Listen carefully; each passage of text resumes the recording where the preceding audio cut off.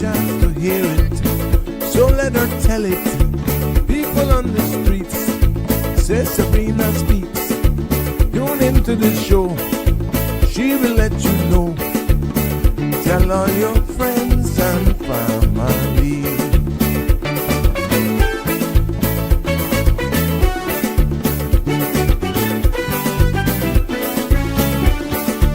Real talk is no joke.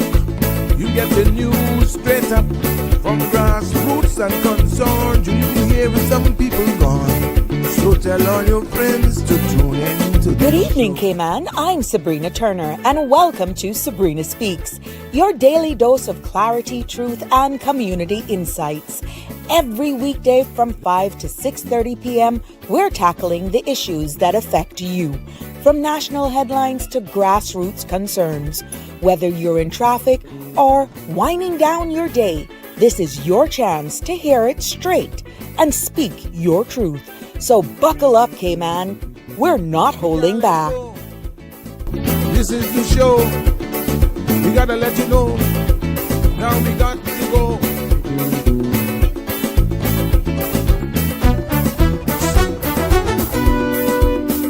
And now here's Sabrina.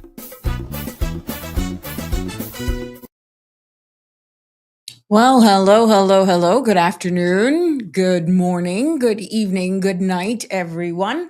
Welcome, one and all, no matter where you're tuning in from, be it near or far. It's time for another episode of Sabrina Speaks. Yes, as we continue here, and I'm getting the fact that a lot of you are liking this open mic summer edition, these episodes of open mic. I'm just grabbing the links here, so please forgive me if I look a little distracted for a second. Just want to get those links out to you so you're not searching so hard to find me. But yes, welcome to another episode of Sabrina Speaks. It's good to be back with you as we kick off yet another week in the month of August. Oh my goodness, how time is flying. And for all of you, the links are out. There we go. The links are out. So there we have it. Yes, how time is flying. And for all of your parents who are getting those kids back together for school, and for all of the students who are like, where did summer go? Like, the time is just going by so quickly. It's that time of the year. And I know some of you can get a little stressed. That's okay. But you know what? You're locked in. Let's take one day at a time and just embrace it, because yes, grab a beverage, grab whatever snacks, whatever it is, whatever you do. Get the hose if you didn't get some of the rains overnight or a little bit yesterday. Water the plants and turn us up loud, because we're ready for another open mic edition, summer edition of Sabrina Speaks, where we're voices of the islands, conversations for the world, the podcast where voices rise, stories unfold, and inspiration takes center stage. I am your host, Sabrina, and we are broadcasting live from the beautiful Cayman Islands, Monday to Friday from 5 until 7. All fingers, toes, every phalange you can think of cross. Soon also be broadcasting live via radio. Yes, but we continue, as I said, with our open mic. So we want to hear from you. Yes, how has your weekend been? Who attended the farmer's market out in East End? How was that? I'd like to get some feedback. Or who just chilled out over the weekend? Maybe you chose one day where you just like had all of these things to do. You had all of these plans and only to manage to come from one pajama set into another. Tell me about it. I've had a number of those. Yes, but you can share it with us. It is that Cool Cub Collective season here, and we call it the summer open mic season on Sabrina Speaks. You want to share with us, maybe you had a little chuckle on yourself because, you had all of these plans and didn't materialize to a thing. Tell us all about it by giving us a call, 936-8255. I want to hear from you on this fabulous Monday as we prepare to end summer holidays, prepare the kids back to school, and get into our minds, gear up for lunches and last minute adjustments and buying and getting all of those lists filled out for all of the supplies. You do it all over again. Yes. 6 weeks really goes by very quickly. Yeah, it really goes by quickly. But you know how would we do it here?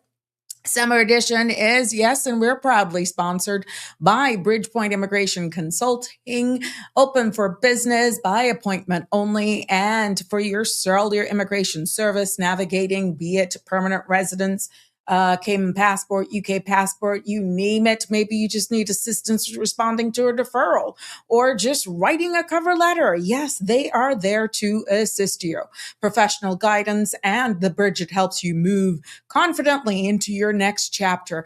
Reach out to them by sending them a quick WhatsApp, if that's your way to go, 938-1337. Or by all means, you can also send them an email. That's bridgepoint.imm .imm@gmail.com. They'd be more than happy to sit down and see exactly what services and offerings they can offer you. But more so, we want to thank them for their kind sponsorship, yes, of the summer edition. Please remember, though, that the views expressed by callers, guests, and online commenters are their own and not those of Bridge Media Limited, its affiliates, the Sabrina Speaks Show, or the host. This program is for general information only and not a substitute for legal, medical, financial, or professional advice. Now, all participants are reminded to speak responsibly and respectfully. Any content that is defamatory, discriminatory, unlawful, or harmful is strictly prohibited and will not be endorsed or tolerated. Now, listener participation implies acceptance of this disclaimer, no matter how you're getting us live, be it your call, you text, you WhatsApp, whatever. It implies acceptance of this disclaimer. Just in case you forgot the number, it's 936-8255. Come in and just join, be a part of us building this community here, one episode at a time. Please, please, please. I see you, Connie Bonnie, staying up late with me at 11:09 in the United Kingdom. And all my UK fans, good night, almost good morning to you. How are you dealing with that heat that is over there? But please continue to make sure you like, follow, share this page with your friends so you're always notified and you're never missing an episode. Now let's see if we got any more rain in the forecast. It was welcomed, I must say. A couple of showers that came through Prospect area overnight, and a little bit, I heard a little bit. I was in between. You know when you're dreaming? I had one of those. But let's see exactly if there's any more in the forecast, or not me. I depend on our friends there at the Cayman Islands National Weather Service for telling us what to expect for tonight's forecast and into tomorrow. Let's take a look at the weather. The synopsis is calling for residual moisture associated with the passage of a tropical wave that is likely to trigger a few isolated showers tonight, with a low chance of thunder. As the wave continues to move further away from our area, the pressure gradient will weaken. This will allow winds and seas to subside and marine conditions to improve. Now, that small craft advisory that was there, that has been discontinued. So far for tonight's forecast, they're forecasting for partly cloudy skies with a 30% chance of showers and, like I said, possible thunder. Temperatures will fall near the low 80s and winds will be east to northeast, 5 to 10 knots. Now, seas will be moderate with wave heights of 3 to 5 feet. The forecast for tomorrow is calling for partly cloudy skies with a 30% chance of early morning showers and possible thunder. Temperatures will rise near the mid-90s with a heat index of 109 degrees Fahrenheit. Winds will be east to northeast, 5 to 10 knots with higher gusts, and seas will be moderate with wave heights of 3 to 5 feet. Now, there will be a low tide at 7:16 this evening, a high tide at 12:31 tomorrow morning, and another low at 7:26. Sun will set this evening at 6:50 and sun will rise tomorrow morning at 6:08. Now, the outlook is calling for a continued decrease in chances of showers through Wednesday. I don't know about you, but I was really hoping for a little bit more than a decrease. I was looking for possibly an increase. But I see where our friends over there in Barbados, they have been just getting drenched with that tropical wave that is just going over there.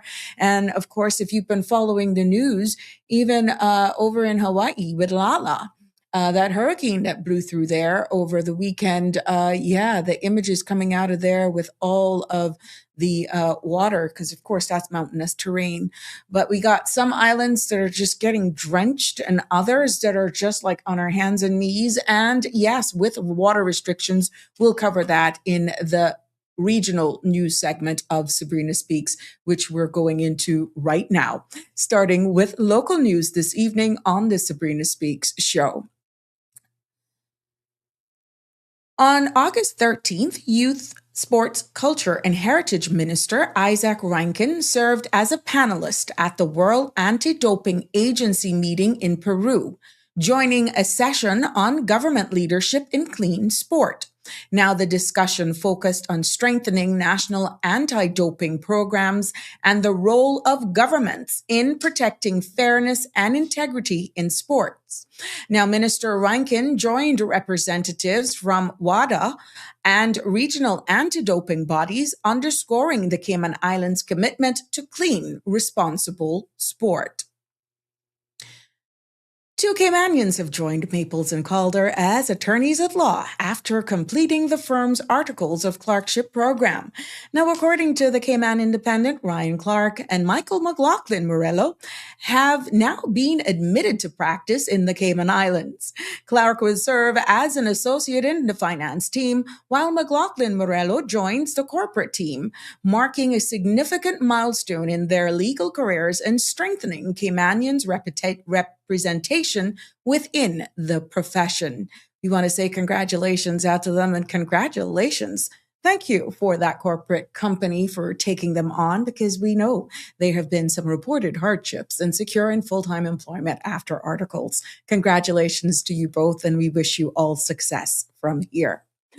We see reported on the CMR platform that several people have reported receiving fake traffic violation messages this afternoon, prompting renewed warnings about the scam. Now, the texts claim recipients have overdue fines and threaten court action or suspension of driving privileges, pressuring them to click a fraudulent link. Now, recipients are urged not to click, reply, or provide any personal or payment information.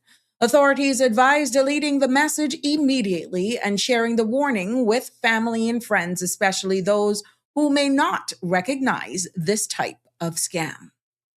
Let's turn our attention over to regional news making headlines this evening. Jamaica is facing growing pressure on its water supply as below average rainfall and rising temperatures continue to strain systems, especially in the eastern end of the island. Now, a prohibition order takes effect today, Monday, August 17th, restricting the use of NWC water for several non-essential activities. Water Minister Matthew Samuda says that the measure is designed to prevent the situation from reaching crisis levels as authorities work to stabilize supply. The United Kingdom government is preparing to pay consulting giants KPMG and EY nearly £500 million to train civil servants, the largest contract awarded to Big Four firms in at least a decade. Now, according to reporting from the Financial Times, the deal forms part of a major push to modernize public sector skills and strengthen government's capabilities. Now, the scale of the agreement has drawn attention across Westminster, giving its size and growing reliance on external consultants. Hundreds of people have died over the past year as the U.S. military continues bombing boats, as it says, were ferrying drugs off Latin America's Caribbean and Pacific coasts. Now, the Trump administration is seeking to expand that campaign onto land, pursuing agreements that would place the United States forces on the ground in allied countries across the region. Now, the move raises significant concerns about the scope and impact of the operation. Let's take a look at our business markets closing this evening here on Sabrina Speaks for Monday, August 17th.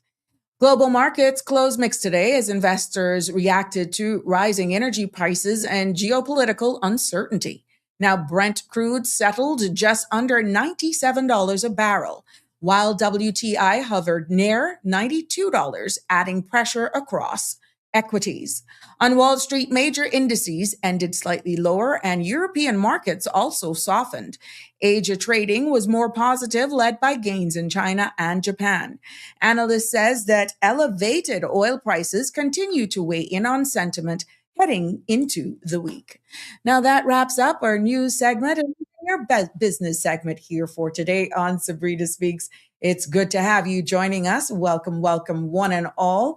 It is so good to be here with you as we enter into another week here in August, and it's the 17th, which means we are already halfway through the month of August and looking at September just hovering outside the door.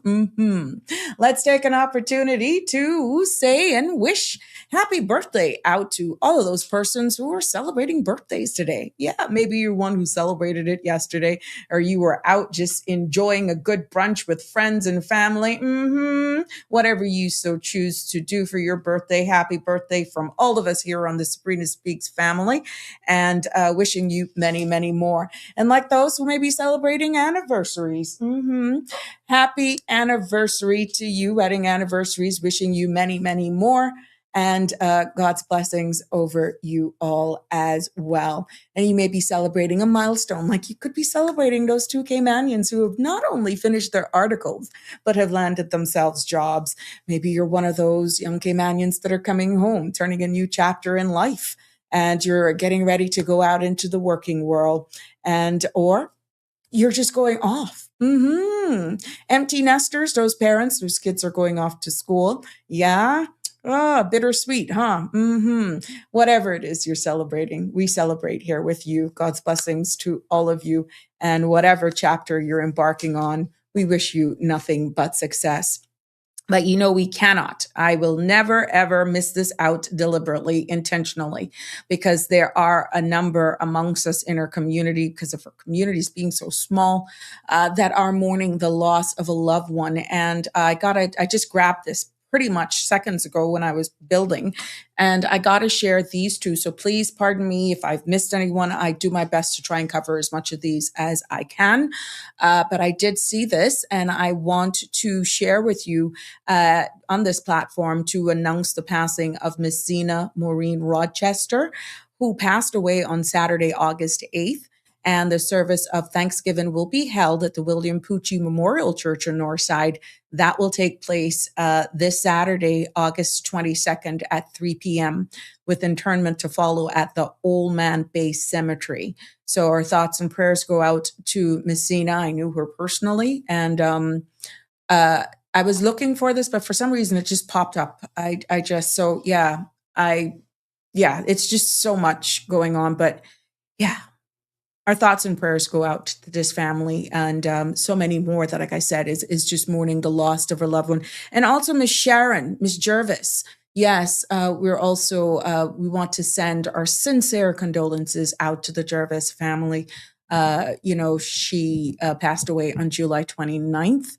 And for some reason, I didn't capture, but I'll share that date with you for her service of Thanksgiving with you on tomorrow's episode. I just got these images sent to me last minute. So my humble and sincere apologies, but nevertheless, our respects go out to these families and others. We share your loss, and we just want you to know that our thoughts and prayers are with you as you navigate these challenging times. But I will share the funeral announcements, for Miss Jervis once I get my hands on them for sure. So there we go. So, yep. Welcome, one and all. Good evening, everyone. It's so good to be here with you. Miss Joy is with us this evening. Good evening, Miss Joy. How are you? Hope you're positive and all revved up and geared up for the weekend, the full week ahead. and that you're looking forward for a productive week. It's good to have you join us. Always good. Always really, really good to have you guys join in with me here in the afternoons. I must say that much. Connie Bonnie, as I said, she's in a total different time zone, but manages to keep up, boy. My friend, she's going to keep up. Oh, yes, she will. It is so good to have you with us, and let me share that good news when that news happens. Because I know you're going to be smiling from ear to ear, aren't you not? Yes, yes, yes, you will. So you'll find out what I'm talking about, but she knows. Hey, Damien, how are you? It's been a little while. Where have you been traveling? What has this summer been up to? What have you been up to for the summer? What is he saying? Yeah, he says, Happy Monday. Striving for perfection is one of the biggest barriers to success. Perfection is unattainable and often leads to procrastination, self-doubt, and missed opportunities. Instead, strive for excellence by doing your best, embracing learning, and continually improving. Excellence is not about being flawless, it's about showing up, giving your best effort, and growing from experience. Progress, not perfection, is what drives meaningful achievement and lasting success. There you are, Damien. Thank you, Damien Henry, for those kind words. Thank you so much. We missed you for the past couple of days. I'm happy to see you're back and definitely on a roll. Miss Barbara G is here. Look at you. It is so good to have you here with us as well. Miriam Ray, am I missing something here? Don, please let me know if I'm missing something. Donnie is also with us, one of our content creators in Bloom, and we got a new content creator. Oh my goodness. Now this requires another segment. OMG. Yes, Connie Bonnie, heed the call. Oh my goodness, Connie Bonnie. Sorry, I'm going to share this with you, but just let me get through this section. Donnie is in the house with us this evening. And yes, we do have another content creator in Bloom that is joining us as well. And they are a person who works out in the fields and is out and about in their execution of their duties, and hearing the segment of the Sabrina Speaks show of our content creators in Bloom, and captured some beautiful images as they are out and about executing their duties. Now, I thought that was so kind of them to take the time and to share this with us. And Connie is going to spoil us today, and she's going to melt our hearts. So I'm going to hold you all in suspense just for a little second there, because I'm grabbing these images from Donnie from Green Valley Nursery. For the record, that is open Monday to Saturday from 7 until 4. And yes, you can get images like these. These are some of the plants that Don has out there at Green Valley Nursery in Lower Valley. So that's one. And there's another one. These are desert rose that she has in just beautiful blooms that are just popping like crazy. This one isn't a desert rose, though. I know I don't know what that one is. And do not give me the scientific name because I will slaughter it. Okay. But you just need to check Dawn out. And I must say, not Damien Henry. This is another Damien that is out on the road, and he is capturing the images like you would not believe. Look at that.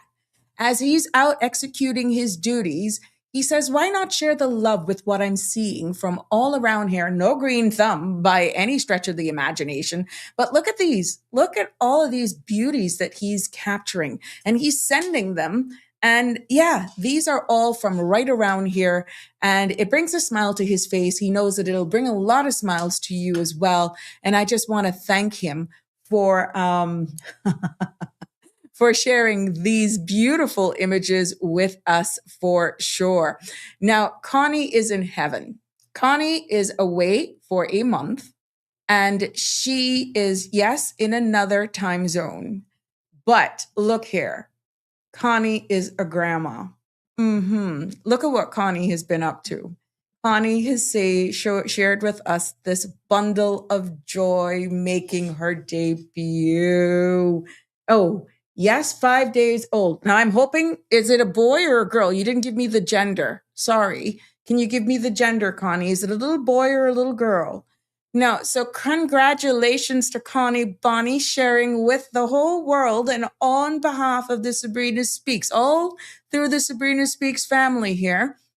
We are sharing this joyful moment with Connie Bonnie here on the new addition to their family. Look at that precious. It's a boy. Oh, look at him. Yes, yes, yes. Just 5 days old into this world. And Grammy is over there. She's going to stress that mama out. She's going to spoil that baby to the max. Yes. So we are going to celebrate this life, this new birth for Connie Bonnie. And to the mom, oh, congratulations. Congratulations to the entire family.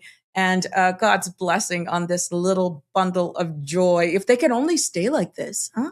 If they could only stay like this and don't grow up. Yeah, you can always just pinch them and yeah. Yes, well, congratulations. And thank you so much for sharing that with us, Connie Bonnie. Oh my gosh, you're not going to want to leave. You're not going to want to leave. You're just going to stay there and just spoil them rotten. I just know it. Well, Miss Barbara, yes, Miss Barbara G is also weighing in as I get over the baby. You know this maternal instinct thing. Yeah, I have no grandbabies, but I have a niece and a nephew, and I just love enjoying these kids like this. I'm usually the auntie that they're scared of, but I spoil them. And but when I finish with them, I'm tired. I'm tired. I'm literally tired. My niece and my nephews, the youngest ones of the family, just wear me out. But I just enjoy having them around. Because I literally have to plan ahead of time.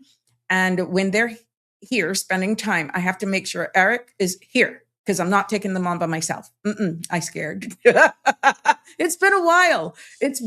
I haven't had babies that young around me. So no, I don't have the energy. God knows. I'm done. I literally have to take the bed early. And worse, if they're here for longer than 4 hours, done.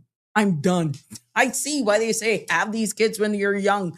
I am just done. But they are. Look at this. This is about my heart. You see, like this, I don't mind them. They're not going to move. And then they eat and they sleep and they poop and they pee and you change them and you cuddle them and you put them back down. Yeah.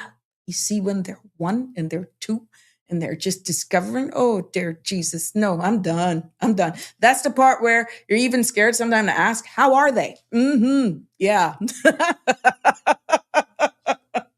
But you know what? Enjoy them because in no time, you'll be attending graduation. You'll be taking and sending that first picture, Connie Bonnie, with their first day at school. So yeah, can you imagine that? Barbara G is saying, I definitely did go for a while, but you're talking about the farmer's market. But I do believe it would have been better to have it later in the day and into the evening. Oh, well, thank you for that feedback. Now, I know the Ministry of Culture and Heritage may always listen, and of course, we will provide that feedback. Normally, though, farmers markets usually do early in the morning, though. But yeah, it's a suggestion, understanding the heat. That's true. Well, hey, let's go. But I'm happy that you took the time to go out. And for what feedback I'm getting, I heard it was a huge success. We're just waiting for some more images to come out of there. I did not I didn't get out. I'm one of many persons who had lots of plans, like you had your errands to do and all that sort of stuff. And it still didn't get done. Saturday was one of those days, but Sunday I was out and about though. Early celebrations of birthdays. Early. Margie's in the house with us this evening. Hey, Margie, what you doing? Going to shake a leg? When you going out again? Connie is definitely celebrating. Yes. She is beaming from ear to ear. Yes. Okay. Damian Henry is saying why he went MIA on us. I'm always watching, but sometimes I'm late or on the road. Okay. Understood. As long as you're good. as long as you're good, we appreciate that. And I understand life happens. That's okay. When I don't see a lot of you commenting, some of you MIA, yeah, it kind of makes me worried. Life is too short. So thank you for just letting us know. And thank you for coming back as well. We missed those little inspirations there from you. Someone took nobody took your segment at all. They joined in. Since you're giving us another type of bloom. They're just doing the floral part of it for you. But like I said, it's amazing how people are just catching on to it. And I thought that was very sweet of them. They're really not a green thumb, as I said. They just heard the segment on the show and they just are sharing the beauties from around here. And they're just gorgeous, aren't they? So yeah, you're more than welcome. Lisa Bartley is also joining us today. Good evening, Sabrina. And congratulations, Connie, on your beautiful grandbaby. Yes, yes, yes. Oh my God, the terrible two stage. Oh my gosh. Yeah, girl. Sorry. Well, the good thing is you're overseas. So you'll have best of both worlds. You'd be, yeah. You know what I'm talking about. So you will skedaddle out of there at some point in time, and then you will go back when the time meets, and then you'll spoil them, and then you'll leave again. You brute. Oh my goodness. But you know what? Bottom line is, please, please, please enjoy him and just give her love in regards to the parents, please. Yes, yes, yes. So nobody. And like I said, if you got beautiful scenery, sunsets, we got another content creator who shares food. That's content creating in from the palette. That's Alfred. He shares with us some beautiful dishes. And we got another one who does beautiful sunsets. But the bloom part is really good. And I'm getting a lot of you liking that. Now let's do this public consultation, please, as a gentle reminder that the Ministry of Planning, Lands and Agriculture, Housing and Infrastructure is inviting you, the public, to join in the conversation because public consultation has been open from August the 7th and it closes on August the 20th. Now, on what you may say, this ministry is welcoming feedback on the draft residential tenancy amendments, and you're invited to provide your feedback to them on this. So you see the public consultation.gov.ky. You can see the draft there for more, okay? And also, did I miss this? This program is starting for Shaping Your Career. Cayman Finance is putting this.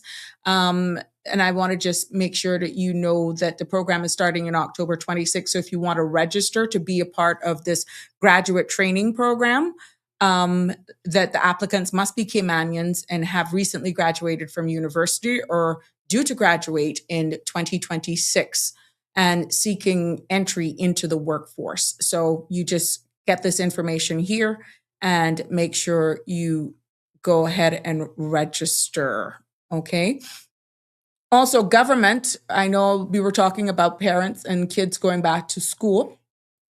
I want you to know that I'm going to be grabbing these images here so that some of you may be able to screenshot these dates and times. So please, please, please just bear with me for a second. Let me grab these images. So once I start talking, if you hear the school that is applicable to you, and this is government schools for the record, if you hear your school, dates and times, you will be able to screenshot these things, and we will be more than happy to make sure.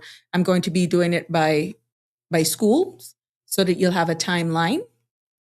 And you can follow them from Layman Scott, John Gray, Clifton Hunter, all of them I'll be having here for you in a second. It just takes me a minute for them to upload here. There we go. There we go. Got them. Got them all for you. So the reopening dates of all government schools will be Wednesday, August 26th.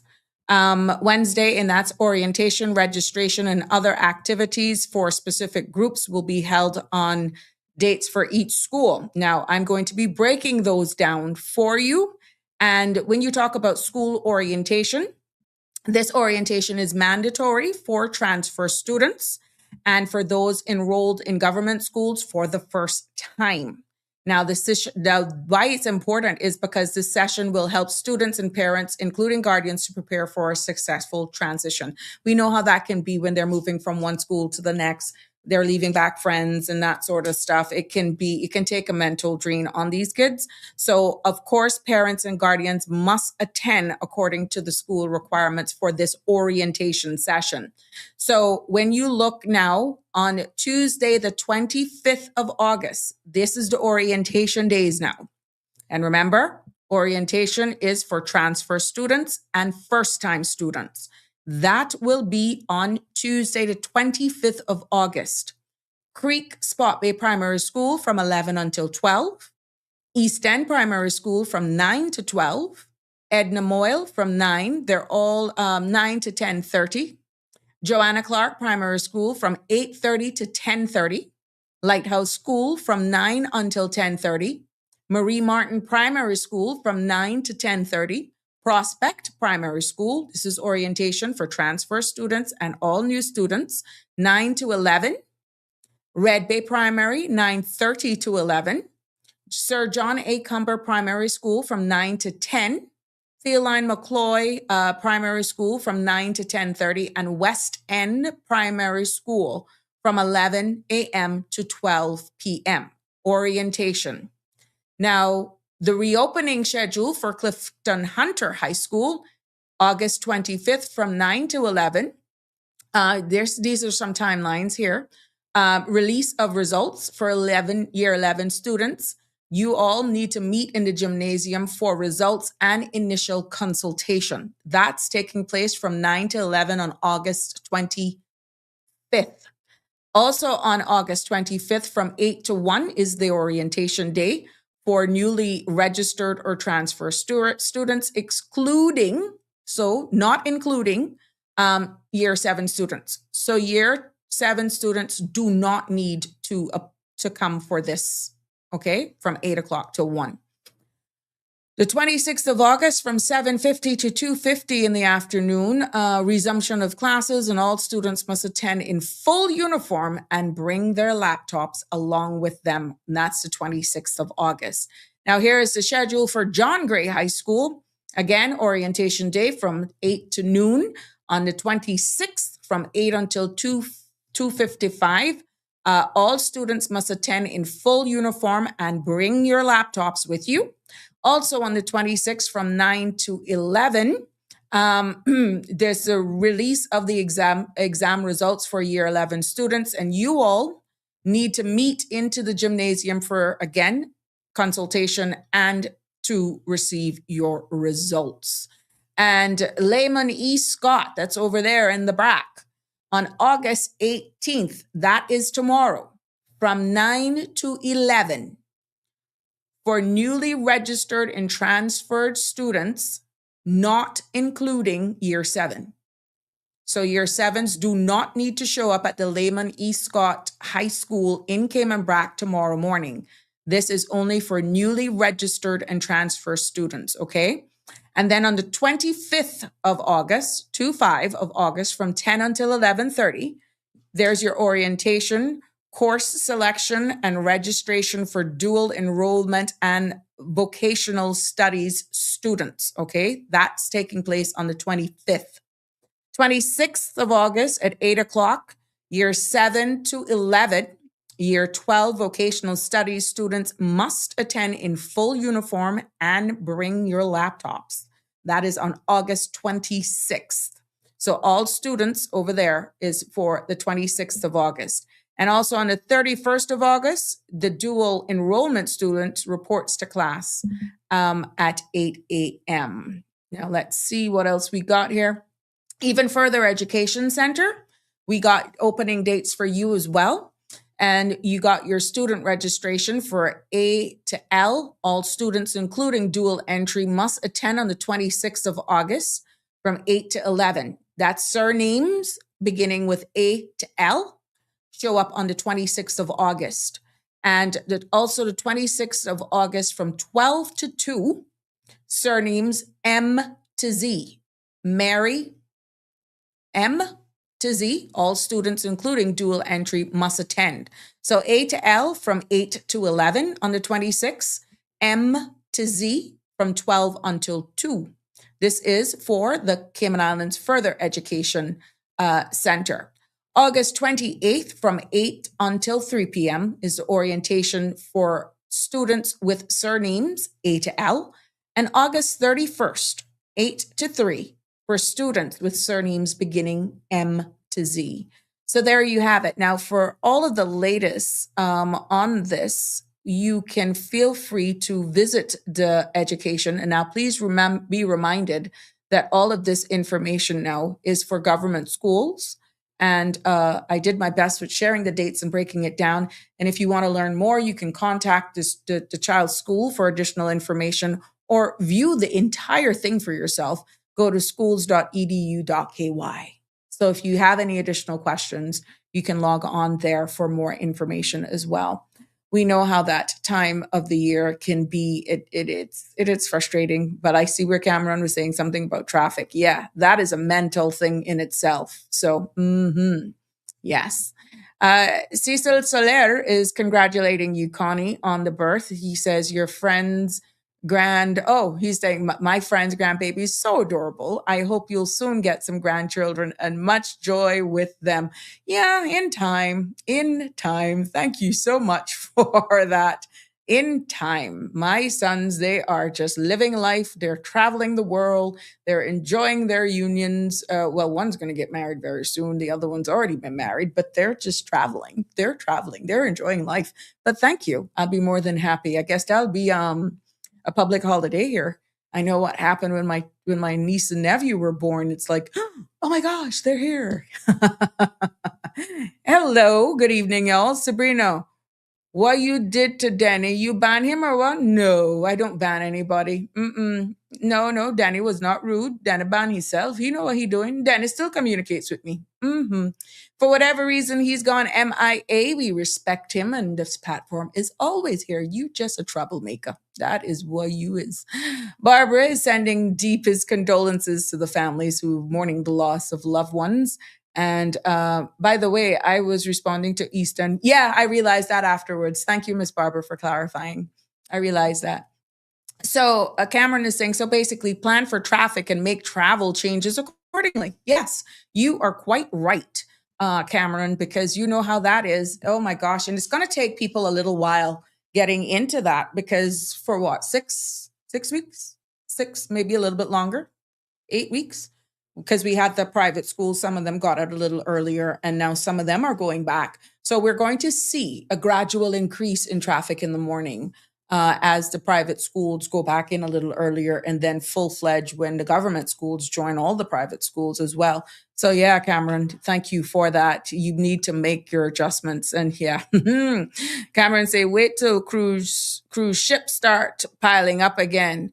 Gonna need a helicopter to get to work on time. Well, one big one was in today, and I must say that was just one, but it was a pretty big boat. And yeah, there was some bottlenecks out on certain parts of Harbor Drive, Seafarers Way. I stand to be corrected. Yeah, so yeah, I can only imagine getting into school traffic with all of that. It is open mic here on the Sabrina Speaks platform as we continue with our summer edition.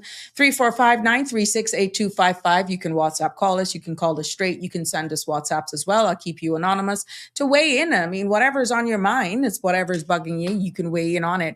I'm going to weigh in though on some stats an article that I was reading today on the results. Since it is that time of the year, I thought it would be good to highlight some of the statistics that was into that. And what I'm talking about is an article that was published, I think, by Compass, that released a government figure saying that less than half of the students graduating from our governments in high school last year met the expected level of achievement. And, you know, I just wanted to look at some of the statistics on that and just break it down.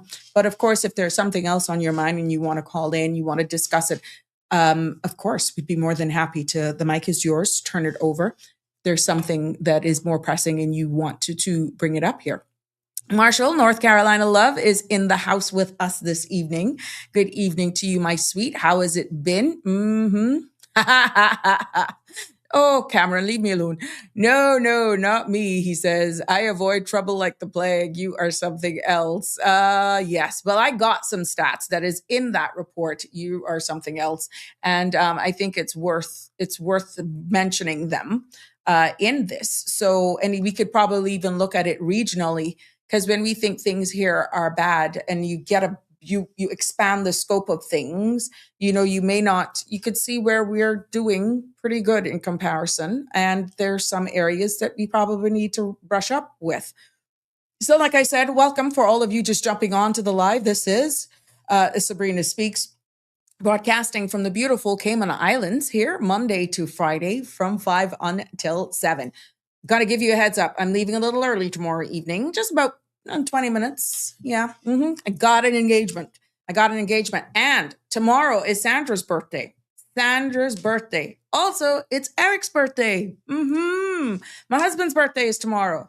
So I tell you, I had to laugh. Yeah. Eric is sharing a birthday with Sandra. What a mess, huh? What a mess. Cameron, now what's your comeback on that one? So, yes. So, tomorrow is big celebrations for Sandra. She's going to be 53. She's older than me. Yep. So, Sandra is going to be celebrating her birthday tomorrow. So, she's going to be bringing it. And I have to share that day with my husband as well. And she's sharing it with her husband, and I'm sharing it between the two of them. And anybody else that I know shares a birthday on August 18th, share it with me. So you can expect me to take some jabs. I'm going to try to find some funny pictures. Yeah. Oh, Wednesday. Connie says Wednesday's my daughter's birthday. Yeah. Okay. Well, let me know. Send me a personal thing. Give me an image so I can boost her up like Suppligen.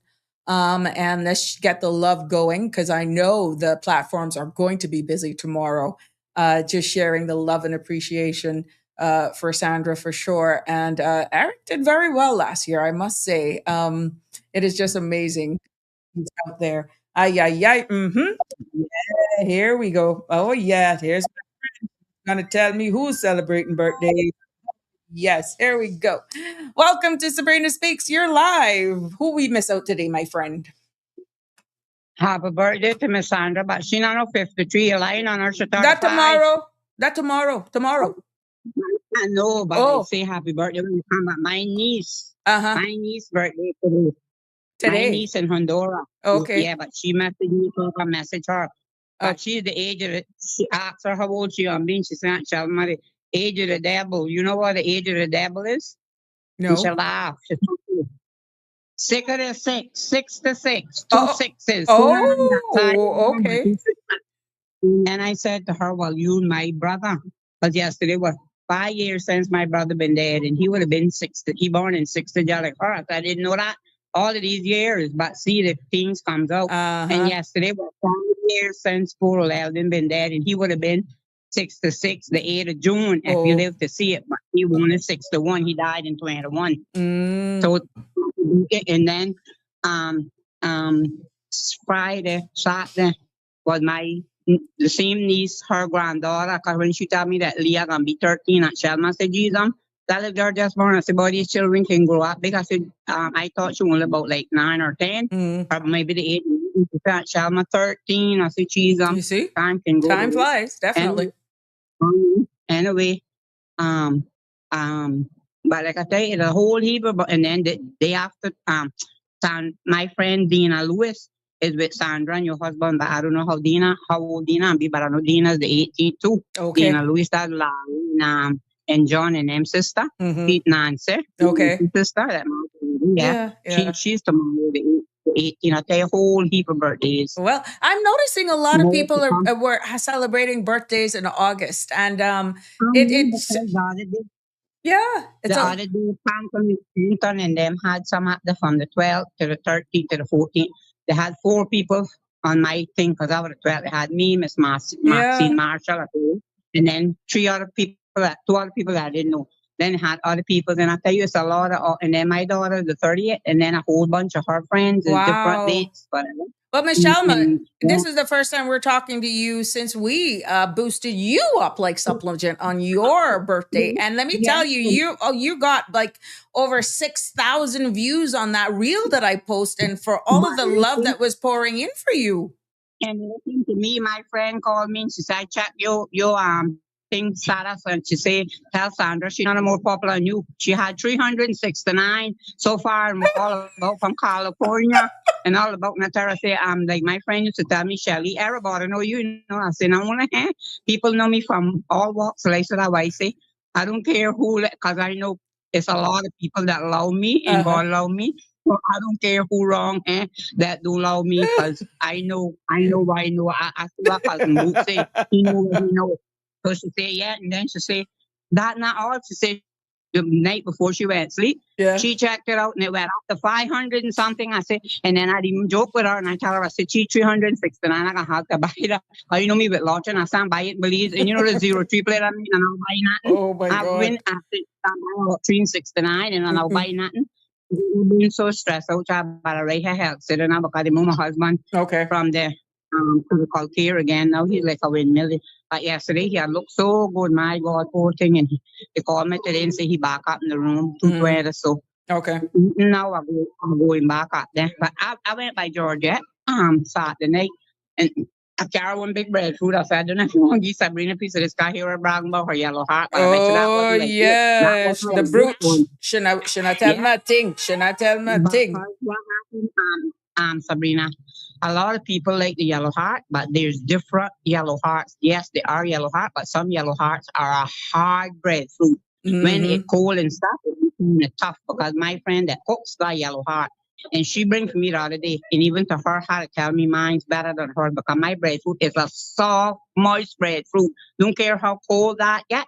When you fry that and put that down, or you roast that, whatever that, all them people down when old Hyatt, they used to be killing me. And that guy from Tim and Brack, I gave him one for here, Paula. Oh my My God. son about selling breadfruit, and Julian tell him that sell my breadfruit. And I said, well, I'm not going to sell it. I'll give it to you, but I just don't like nobody coming and passing and don't ask because somebody came there and cut one of the trees that we had, which I was giving the trees away. Cause you know you heard me on the show. Yes, he Asking did. that Anybody farmer, wanted? Yeah.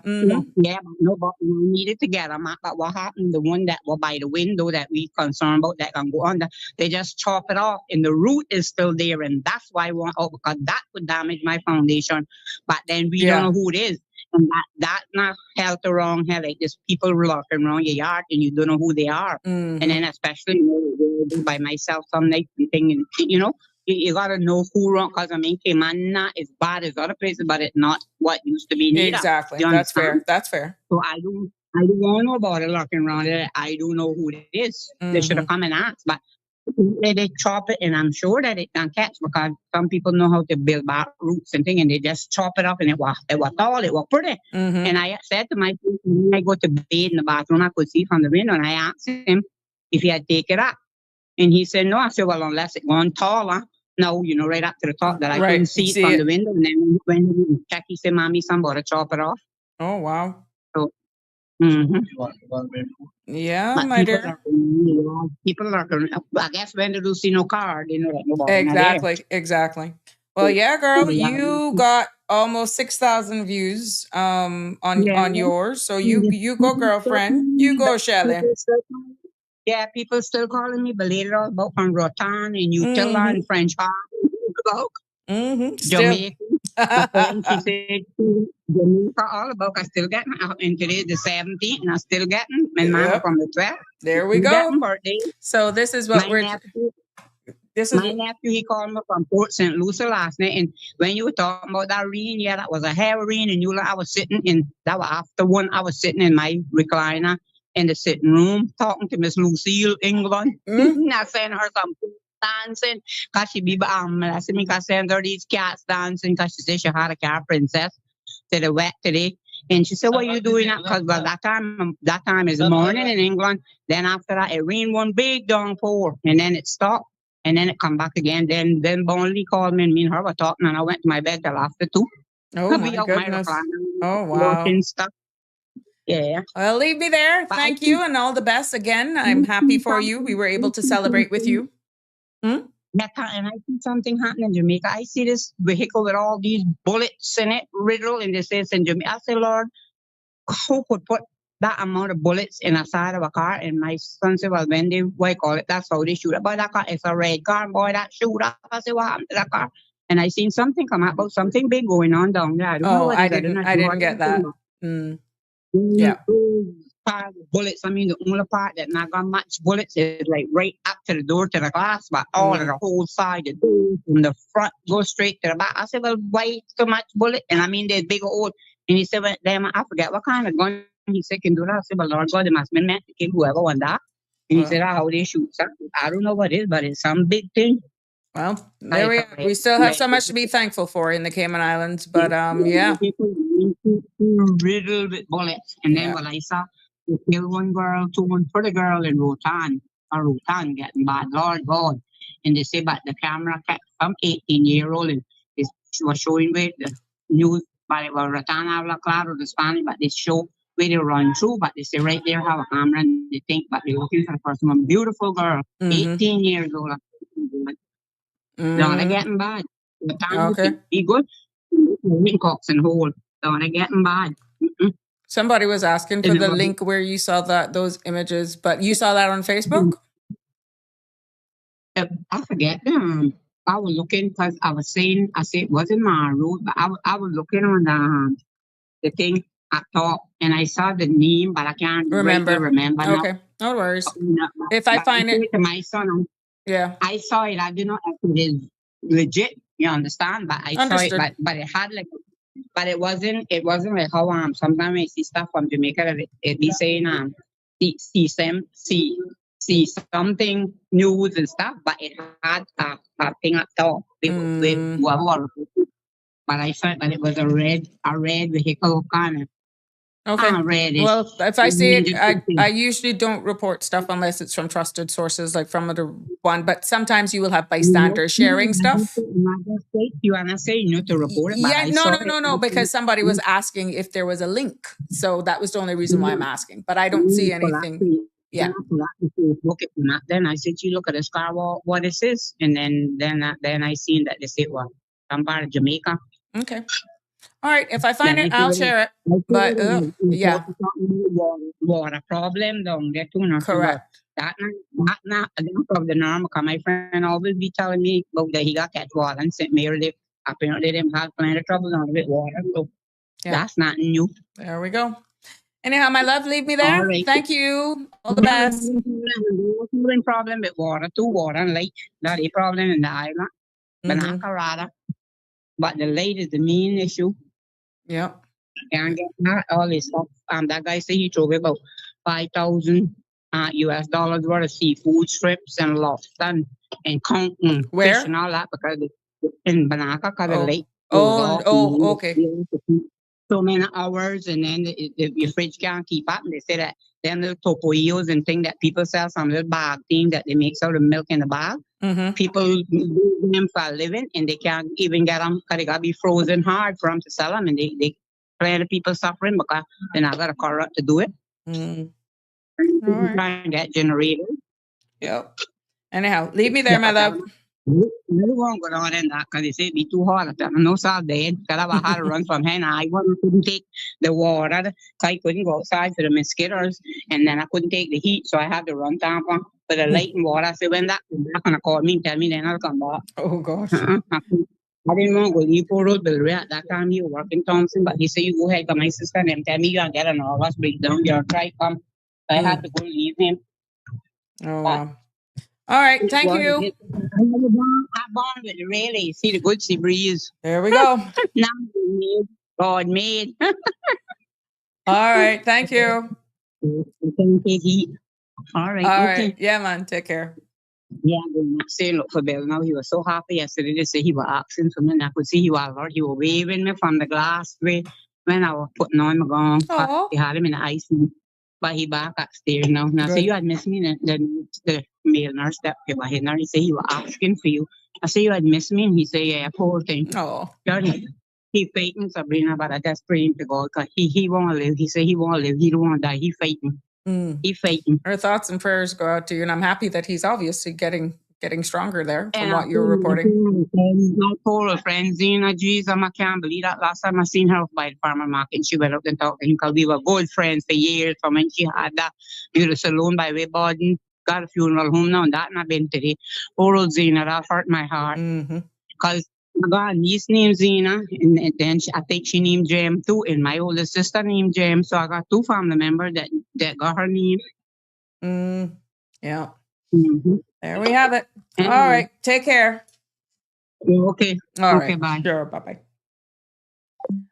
Connie was asking anything on Hawaii with the hurricane that has passed them by. Lots of flooding and torrential rain they received from that. We haven't heard of anything else outside that, but of course the outer bands are still impacting them for sure. But the if there any damage or anything like that, now this is where it's critical, I think, for them from what the reports are saying, because of the terrain there in Hawaii with all the mountains, with all of the rain that fell.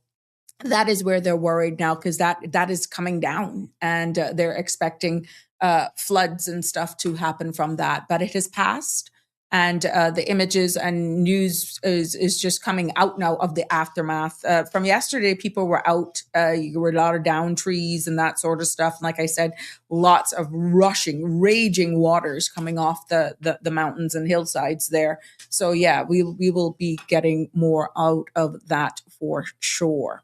Live Happy is joining us this evening. August birthdays are December romance. I think Cameron, that brute, had said something about that. What did that brute say? Something Cameron has says. Yes, he says, we gets busy around Christmas season. Be hot. Oh my God. So yeah, but it's amazing how much people are celebrating birthdays in August. So yeah, I guess 12 days of Christmas. Marshall, you too fast. I just told you what I'm doing. Oh my gosh. Connie is saying, so mom, dad, and baby is August. Really? All righty. Yes, sirree, Live Happy. You did the math too. So that part that Lennon was asking for, I don't have the link yet, but if I find it, then I'll share it with you. I'll do that if I find it. Yes, so I'd be more than happy.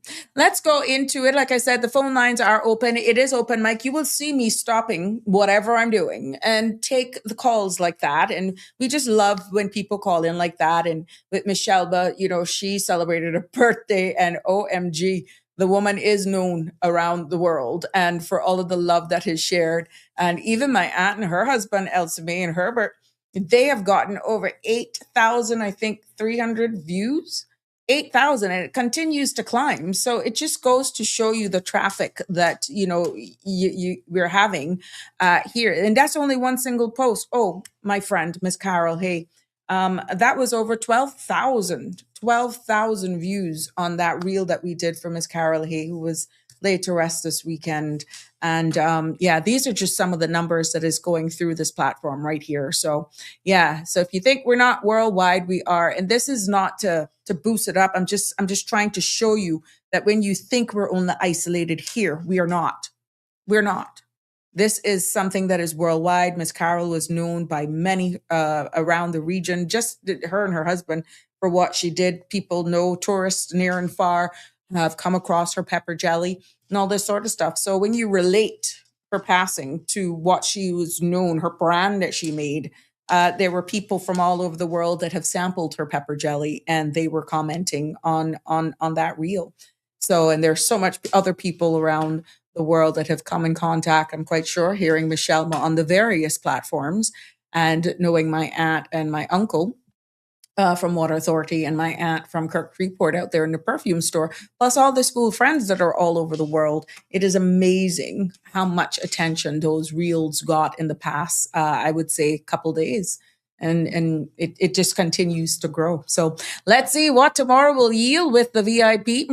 We talking VIP. Sandra. Oh yeah. Let's see how much she could pull just for a little competition. But no, it's not about that. I'm going to be very honest with you. It's good for when people are saying, well, we want to advertise with the Sabrina Speaks platform. What's your algorithms? these things are good measuring tools from for people to see exactly the reach that we have. But like Sandra always says, we're not monetizing the platform by any means. We don't get paid from Facebook or YouTube. No, we don't. When I get sponsors, I get sponsors. If I don't, I still show up. But we're definitely reaching the masses here, and it is money well spent. If you so choose to deal with us and want to promote an event. We do a lot of the stuff that you see for some of the NGOs, NGOs and community service announcements, of course. That's just something you throw in. But anything for gain, that sort of stuff, of course, I'm more than happy to work with anyone who want to be showcased, featured right here on this platform. We're more than happy. And like I said, we're going on radio, so we're even going to reach even more. If this is without traditional radio, can you imagine how much we will reach, how much this platform will reach once we're also doing this in tandem with radio? So get in early, 9368255. Send me a WhatsApp if you want to discuss. Christmas is coming and you maybe want to get in early. And you can send me an email as well. You want me to sit down, you want to help you do a short promotion, I can do bespoke packages for you. Sabrina Speaks, the number 12 at gmail.com. And I will sit down and we could work out a plan for you, your marketing. You want to sponsor, let's say, the news, you want to sponsor the weather segment, you want to come in, and all of those will allow you to be able to come in and speak and brand your own product yourself. You be interviewed. All of those packages that we can set up for you will allow you to have a moment here on the show where we're interviewing and you can showcase. You don't have a problem coming out and doing short videos. We can build something that works for you here. But yeah, branding, sponsorship, this is the place to be. We're definitely moving and shaking, and we will definitely be here to help get the word out there and let people know about you, because the numbers speaks for themselves. And yeah, that's something that we should all be proud of. And you, all of you who keep showing up, all of you who share the link and just share it with your friends, and you see the content what we're producing here, of course. You keep coming back. Yes, yes, yes. Cameron, what are you saying? People on Mars are complaining on Elon for drop signals because they can't get Mars. Well, I can tell you, Cameron, I don't know where you were week before last when I took off a week for the amount of messages that I got, because people forgot that I was taking just a week off. I didn't go anywhere. I stayed here. And people saw me out and about and they were like, "You know, on what happened? We can't find you." And it was amazing. I got some that says they were feeling like fish out of water because we've become a part of their evenings. And that was a good feeling to be missed, seeing that I've only been here a year. But it just goes to show how we're growing on people. So this is your path. Done with Cayman politics. How much times I gotta tell you that? Weird enough. You see, you pull the stuff out of me like I don't know why, Cameron. I was at a government building today, and every time I go there, it's amazing how much people stop me and again ask the same question. Please tell me you're going to do it. But today it was like I had a couple people in between the parking lot and other stops that I made just saying, "Please tell us you're coming back." And nobody was connected to anybody, Cameron. And I had to respectfully say, "No, I will not be. I'm done. I'm done with Cayman politics. I'm done with politics. I have no political aspirations. No, you will not see me in the upcoming elections. No, you will not see me on a ballot. But I will always have my voice. I will always do what I have to do." And yeah, but no, and I know a lot of them were disappointed. They would say, "Oh, well, 2 years is not that far. You're going to come back. Maybe we can convince you between now." And I said, "No, I'm sorry. No." So it's funny that you say that now, Cameron, but yeah, no, that chapter of my life is behind me. I was just happy that I gave that one term. And I respected the results, contrary to what others are saying. I've respected it. I've moved on. I'm embracing this new chapter of my life, and I'm still accessible, sharing sharing knowledge and imparting and keeping topics that is sound, elevating talk here on this platform. And I've gone back into small immigration consulting on a very bespoke level. And for full disclosure, Bridgepoint Immigration Consulting is mine. Yes. Proudly sponsored by Bridgepoint. That's me. And I've done it, I've gone back very small. And there is no way I'm going to get back. It has taken me a while to just navigate life back. And for me to put all of that on hold to say, I'm going to go back again. No, I'm sorry. No. But that's not for me. I know me and know Cameron. That is not for me, but I'll still have a voice. We'll still be here. I'm still going to be very, very active in when it comes to being a good citizen in my home. And but I will not interfere. No, one thing they can't say that I have ever interfered by any means. And I know a lot of people have actually wondered, why have I gone MIA? I haven't gone MIA. I have just respected. You have a new leader. You have a new representative. I stay in my lane. And yes, if I see you, I've dropped by a few, but no one can say throughout this time that I have interfered by any means on the ground. I have just grew this and have embraced this new chapter of finding my regular civilian feet, which is proving now every day that I will never be the Sabrina pre-election. Because it always comes up everywhere I go. Please tell us you're coming back. Please tell us you're going to do it again, even if it's one more time. And I'm like, no, no, no, no, no. But for all of my supporters, for all of those who are hoping and praying that I will change my mind, I want to just thank you for your support. I want to thank you for all of the belief that you have in me, and for even supporting me now that I'm just respectfully saying, yeah, I'm done. So, but yeah, that chapter of my life, I did it. I've done it. And I respect, and I will forever be grateful for all of my supporters throughout my tenure. And prior to me even getting into politics, I was 15 years, 13, from about 2012.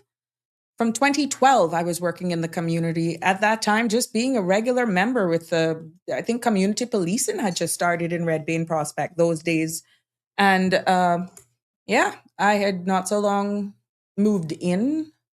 That was 2004, 2005. I've been a resident in Prospect from 2004. Ivan was in 2004. I was in Prospect from 2004. And I have always been active in the community and just giving part. But from a political standpoint, no, Aliano, that's it. That's it. Not Aliano, Cameron, that's it. Mr. Ina miss you and Sand on a pick up the walk about bug. I'm not walking about me, not Mr. Okay. Me. Okay. I'm not walking about. I just gonna commit to a couple hours tomorrow evening, and but knowing me, I'll probably just go straight till 7 o'clock. I know you guys. One thing with me, you can't say that I don't show up. Damn right, I'll stick around for the jokes. Keep up the mission. Oh my gosh, you're something else. But you've been behaving. What have you been up to, Cameron? Aliano is saying, one Yule, yes, so then boom, you're gone on vacation. I'm not on vacation though. I'm not going on a vacation for anytime soon, Aliano. I'll be here till the holidays, and I'll just take the Christmas holidays. I took 1 week. Which would be the first time. Ooh, that's the first time I've taken real leave from anything in quite a while. Yeah. Lisa is saying condolences families to the grieving. May God heal and comfort broken hearts. Cameron is saying you're constantly has been strong. No more talk show politics. No more talk show politics. Yeah, I'm just going to be keeping it real with the content that is created by the government. If you notice, we look at laws and legislations and we break them down in layman's terms. That's not criticizing by any means. That's just actually helping them do their PR. And we bring it forward, not giving our opinions on what it should be. We just break it down. That's what we've been known for. Sandy constantly has been very impressive over the years. You are in good hands, is what I'm saying. Yes, and I thank her for giving me this opportunity and for creating this space, Cameron. Trust me. Yes, I thank her. I will be eternally grateful for her giving me this independent content creator opportunity on her platform. She does the morning, I hold the evening, but it's two separate companies. And God bless her, she's not charging any of us for being on her space. She's not. So whatever sponsorship we do, we try to promote each other and that sort of stuff. You know, we tag team. You go on a package, get on her, get on me, and likewise, that's how we do it. But it's two separate independent companies. She's CMR. I'm Bridgepoint. Oh God, K Global, Bridgepoint. Yeah, Bridge Media. Bridge Media is this one, Bridge Media. So it's pretty close. Kind of get a tongue twister there. People be missing Sandy and Sabrina like they own. Yeah, Cameron, I'm noticing that, my dear. I'm noticing that, but it's good to be loved, and it just says that we're filling a gap here. We are willing to have some very difficult conversations sometimes. She's a little bit more risque than me. But we bring our own individual identities to the platform, our own platforms. And there are times that we got some hard hitting stuff. You see on Friday where she came in and she was a part of the show. There are times where she invited me on hers where she needed information because of my political background. And of course, all within reason. And this is where it works well, where you have her as the opener and me as the anchor in the evening. And of course, I have the reign of choosing whatever topics I want. And you guys have actually shaped where this and what you want of this talk show. I will still put it out there. If there is anything specific that you want us to develop in this, remember we're going on radio. So people will be able to be driving home instead of just listening to us on YouTube. You'd be able to go on a particular dial, an FM dial, and you'd be able to hear us on radio as well in the coming months. God, we're going to speak lone positivity over that. Whenever that was rolled out, Sandra will be more than happy. So yeah, we continue to grow here, and I have to embrace it until the next chapter finds itself. But I can tell you this, it will not be on a political ballot. No. It will not be on a political ballot. I'm embracing this. I was given an opportunity, and I've immersed myself a little slower than I expected to get off on my feet. But it's coming, and I can only give God thanks every day. And I give all of you thanks for your support and your patience, for enduring and putting up with me. Yeah, I must tell you, I got to give you all thanks. You know what an anchor symbolizes, right? That's the foundation. Tell me, share it with us. Tell me what the anchor is. Tell me what the anchor. She's the opening, and yeah, we're just creating this balance. So yeah, the phone lines continue to be open, 936-8255. Like I told you, I wanted to share with you I did some digging after I read an article today in regards to the students from our government and high schools based on last year's data and statistics numbers. And according to what I found, this is by no means, this is just for public awareness and community awareness, okay? Remember, you heard us saying, based on the timeline, that these children now will be collecting their results for their exams. Well, here's what the data says. According to the latest education data report, that's information report, year 11 English passes rated 73.8%. Science pass rate was 78.5%. Math, listen to this, year 11 mathematics pass rate was 47.2%. And students achieving 5 or more passes, including English and math, was 52.9%. But this is based on information of 2025. Now, these students achieving 5 or more passes that included math and English was up from 40.2% in 2024. So what we're seeing is that right here at home, we have strengths. we're seeing very strongly where we're very strong in English and science because they are performing above, believe it or not, here in Cayman, they're performing above regional averages, is what this is saying, right? But math remains a major concern. So when we say major concern in this context, we're talking about a foundation problem, problem solving, reasoning, financial literacy, and employability.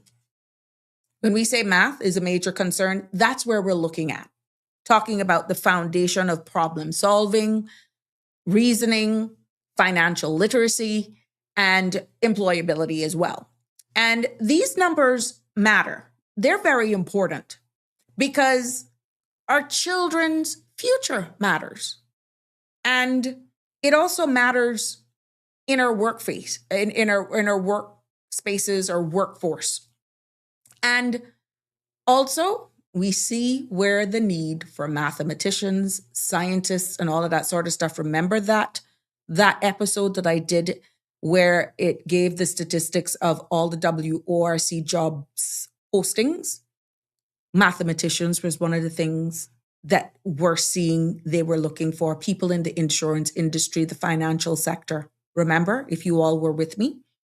And when you look at this statistics, our math is falling. And that, my friends, means that these numbers matters because they matter for our very own Cayman's competitiveness. Yes. So when you look at how this stack up, and you looking even in the regional, across the Caribbean, when I dug into this some more, we see where CSEC results show a regional learning crisis. Because what my research found based on that article, because I dug just a little bit deeper, it found that only 4.9% of our students across the Caribbean passed 5 or more subjects that also included math and English in 2024. This is straight across the Caribbean.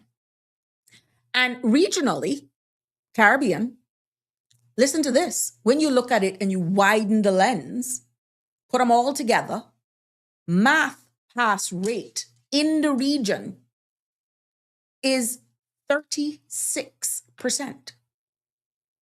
Yes.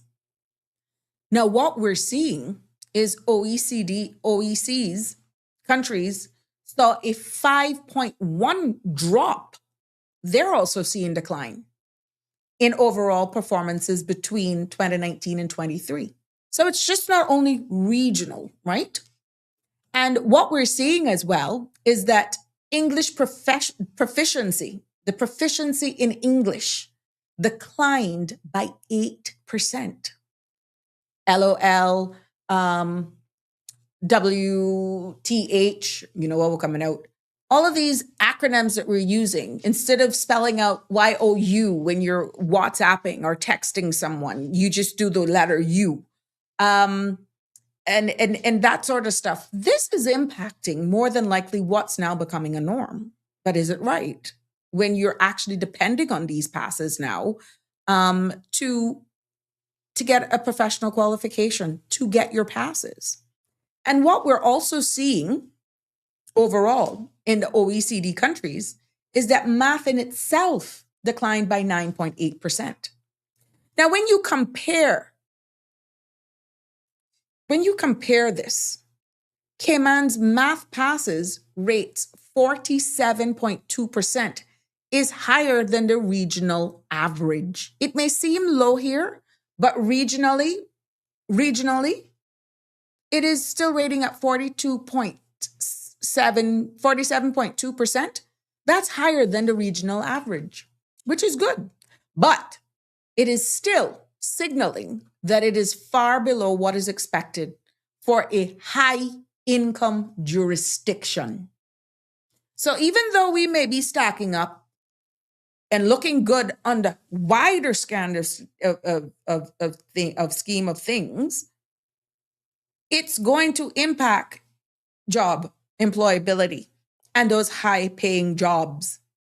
And we are living in a service-based economy society.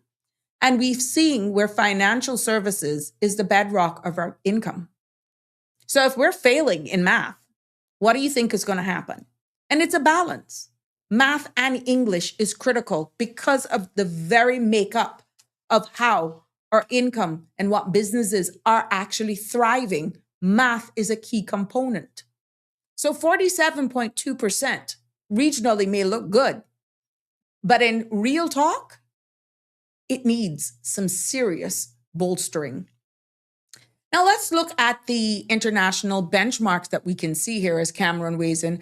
I believe it. We're not dummies. We're lacking a social skills and basic life skills. He also says diversity is changing the learning dynamics. We're Caymanians. And this is just happening straight across the world.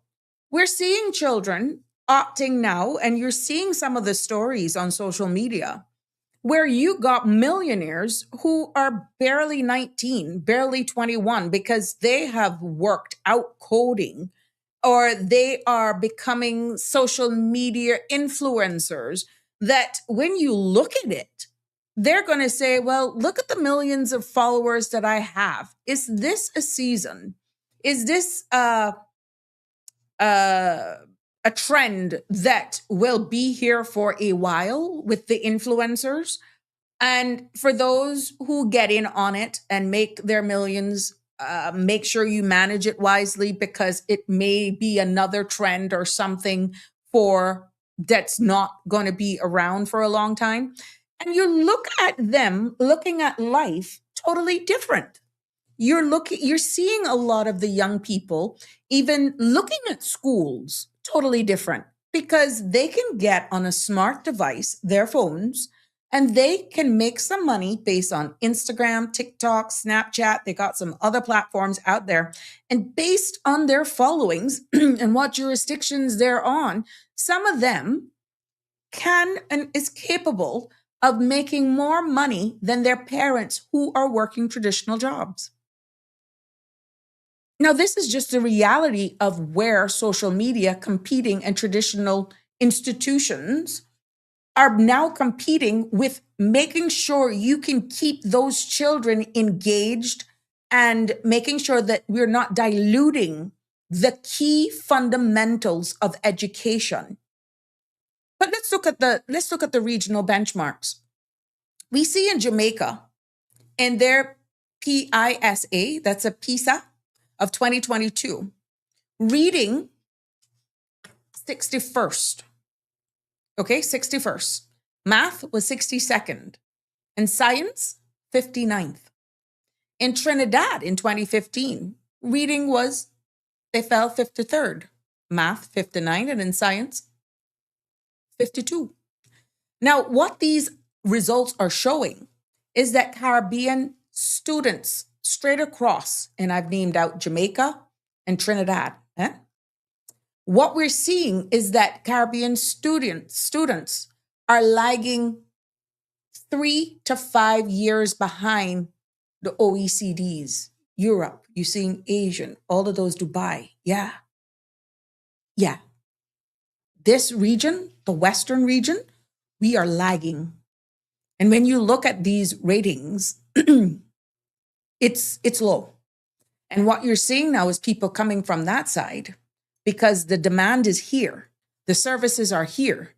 We are demonstrating people from this side of the world is lagging, but yet they're increasing in that side of the world.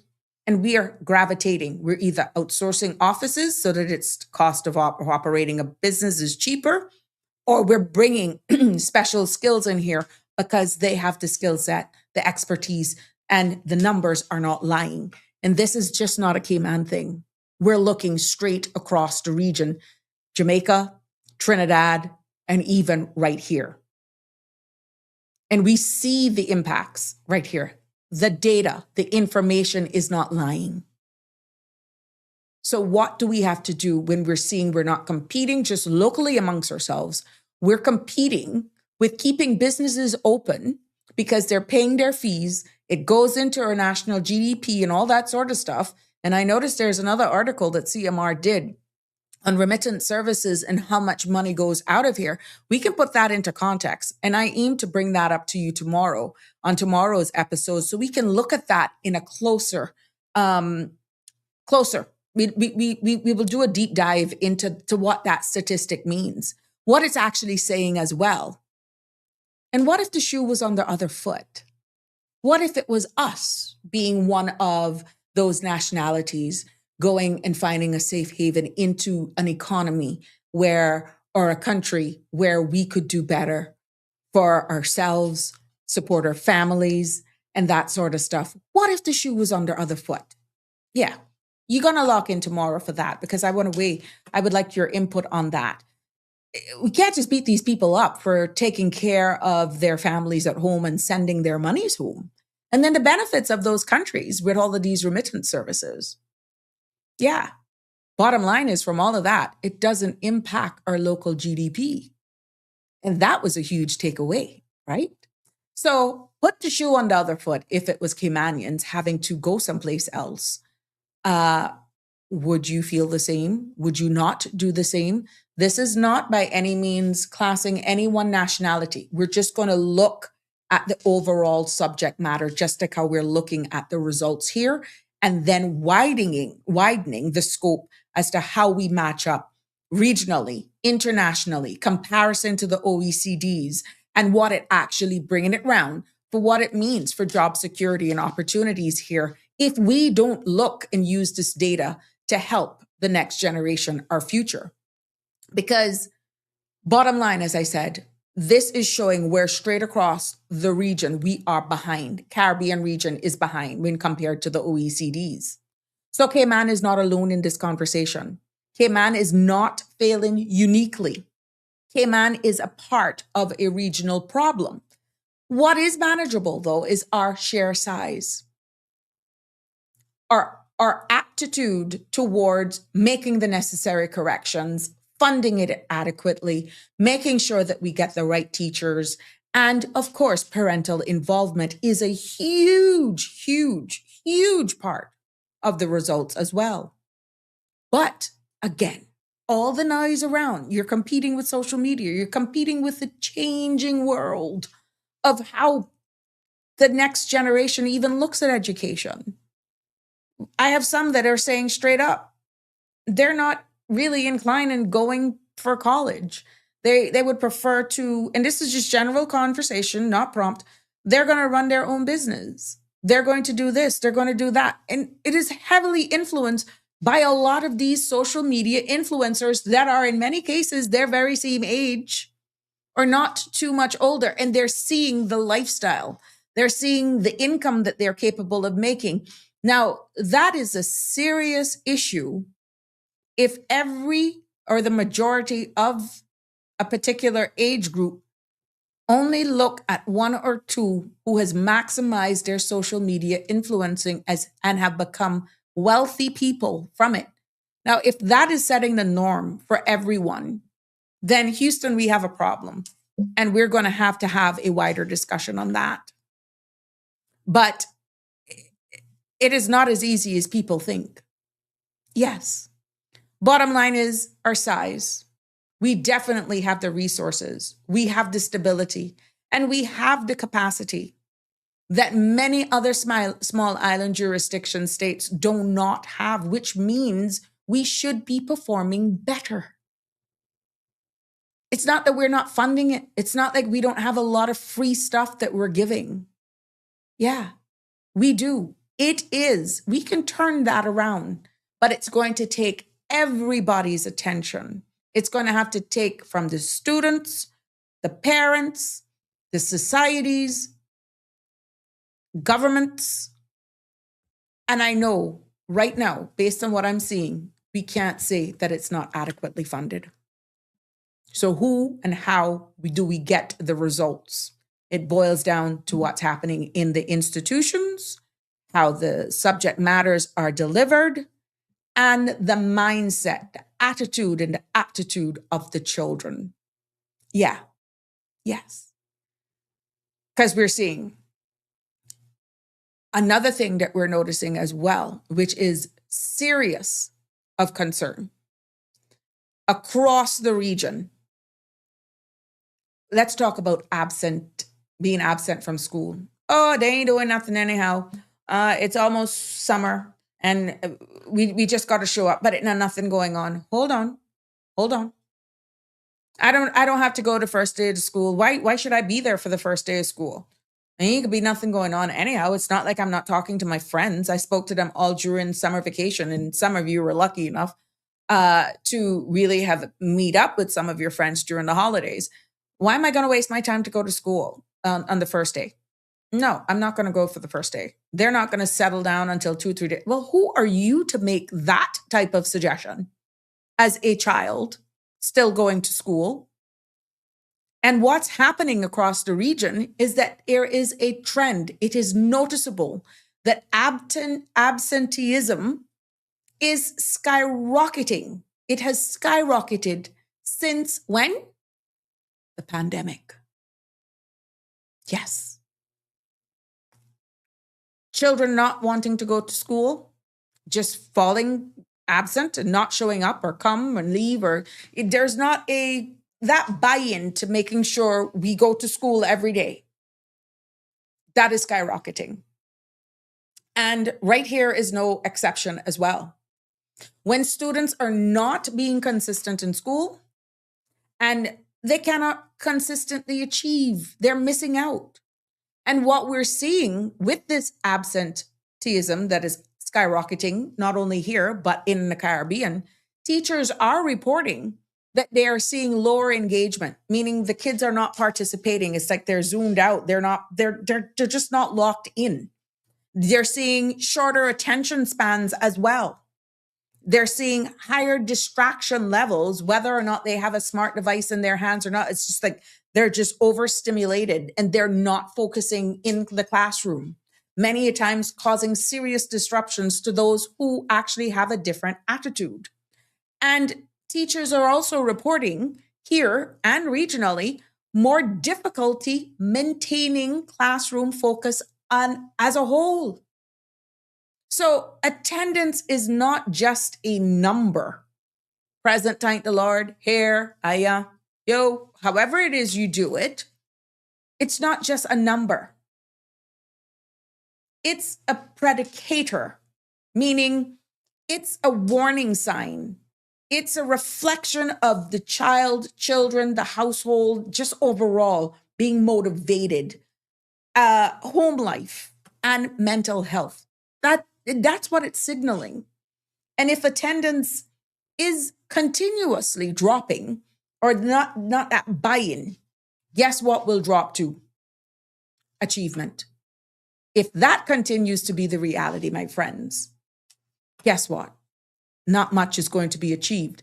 And when that graduation time comes, you're going to have the parents going up there arguing with the bursars, arguing with the teacher and the principal. I want my son, I want my daughter to walk that stage when, hello, they were not attending school, or you don't have a justified reason for why there was so much absenteeism during the term or the year. You can't take this on. This is a dual role, a dual responsibility. You think just walking across the stage is enough? And worse, if you haven't even attended school on a regular basis? That's almost comical, but sad. It saddens me for really what's happening when, like the data shows, it's not like we're not funding our schools. It's not that we don't have an advantage over so much other jurisdictions that the dynamics are identical to ours pretty much. But the difference is resources, funding, government buy-in. All they have to do is attain. That's all they have to do. Let me try to keep up with the comments here.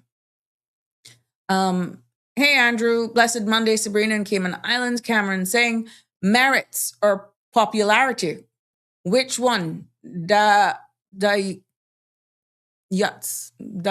need.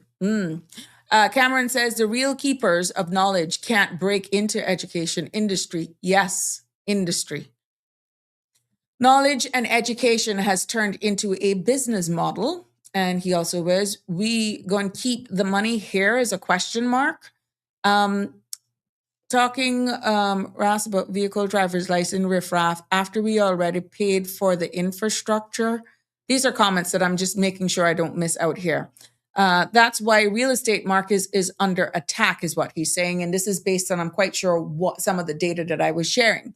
Damian Henry is also weighing in and saying mathematics and English are key subjects for securing employment opportunities around the world, providing the essential skills needed for effective communication, critical thinking, problem solving, and career progression across a wide range of industries.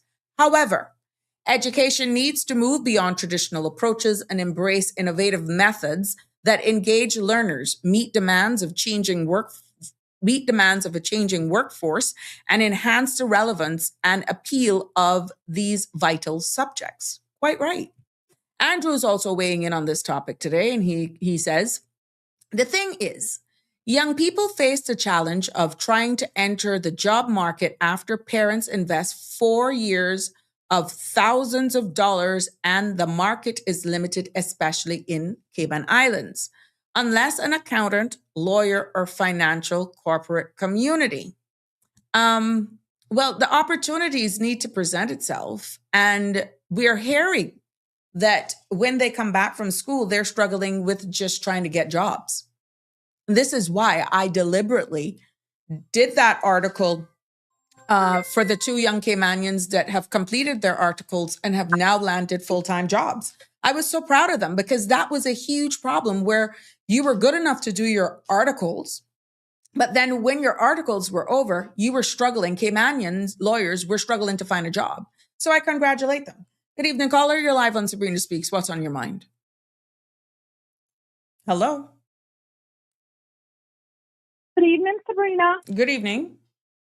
How are you doing? I'm fair to fine. I felt compelled to call, listening to this education conversation.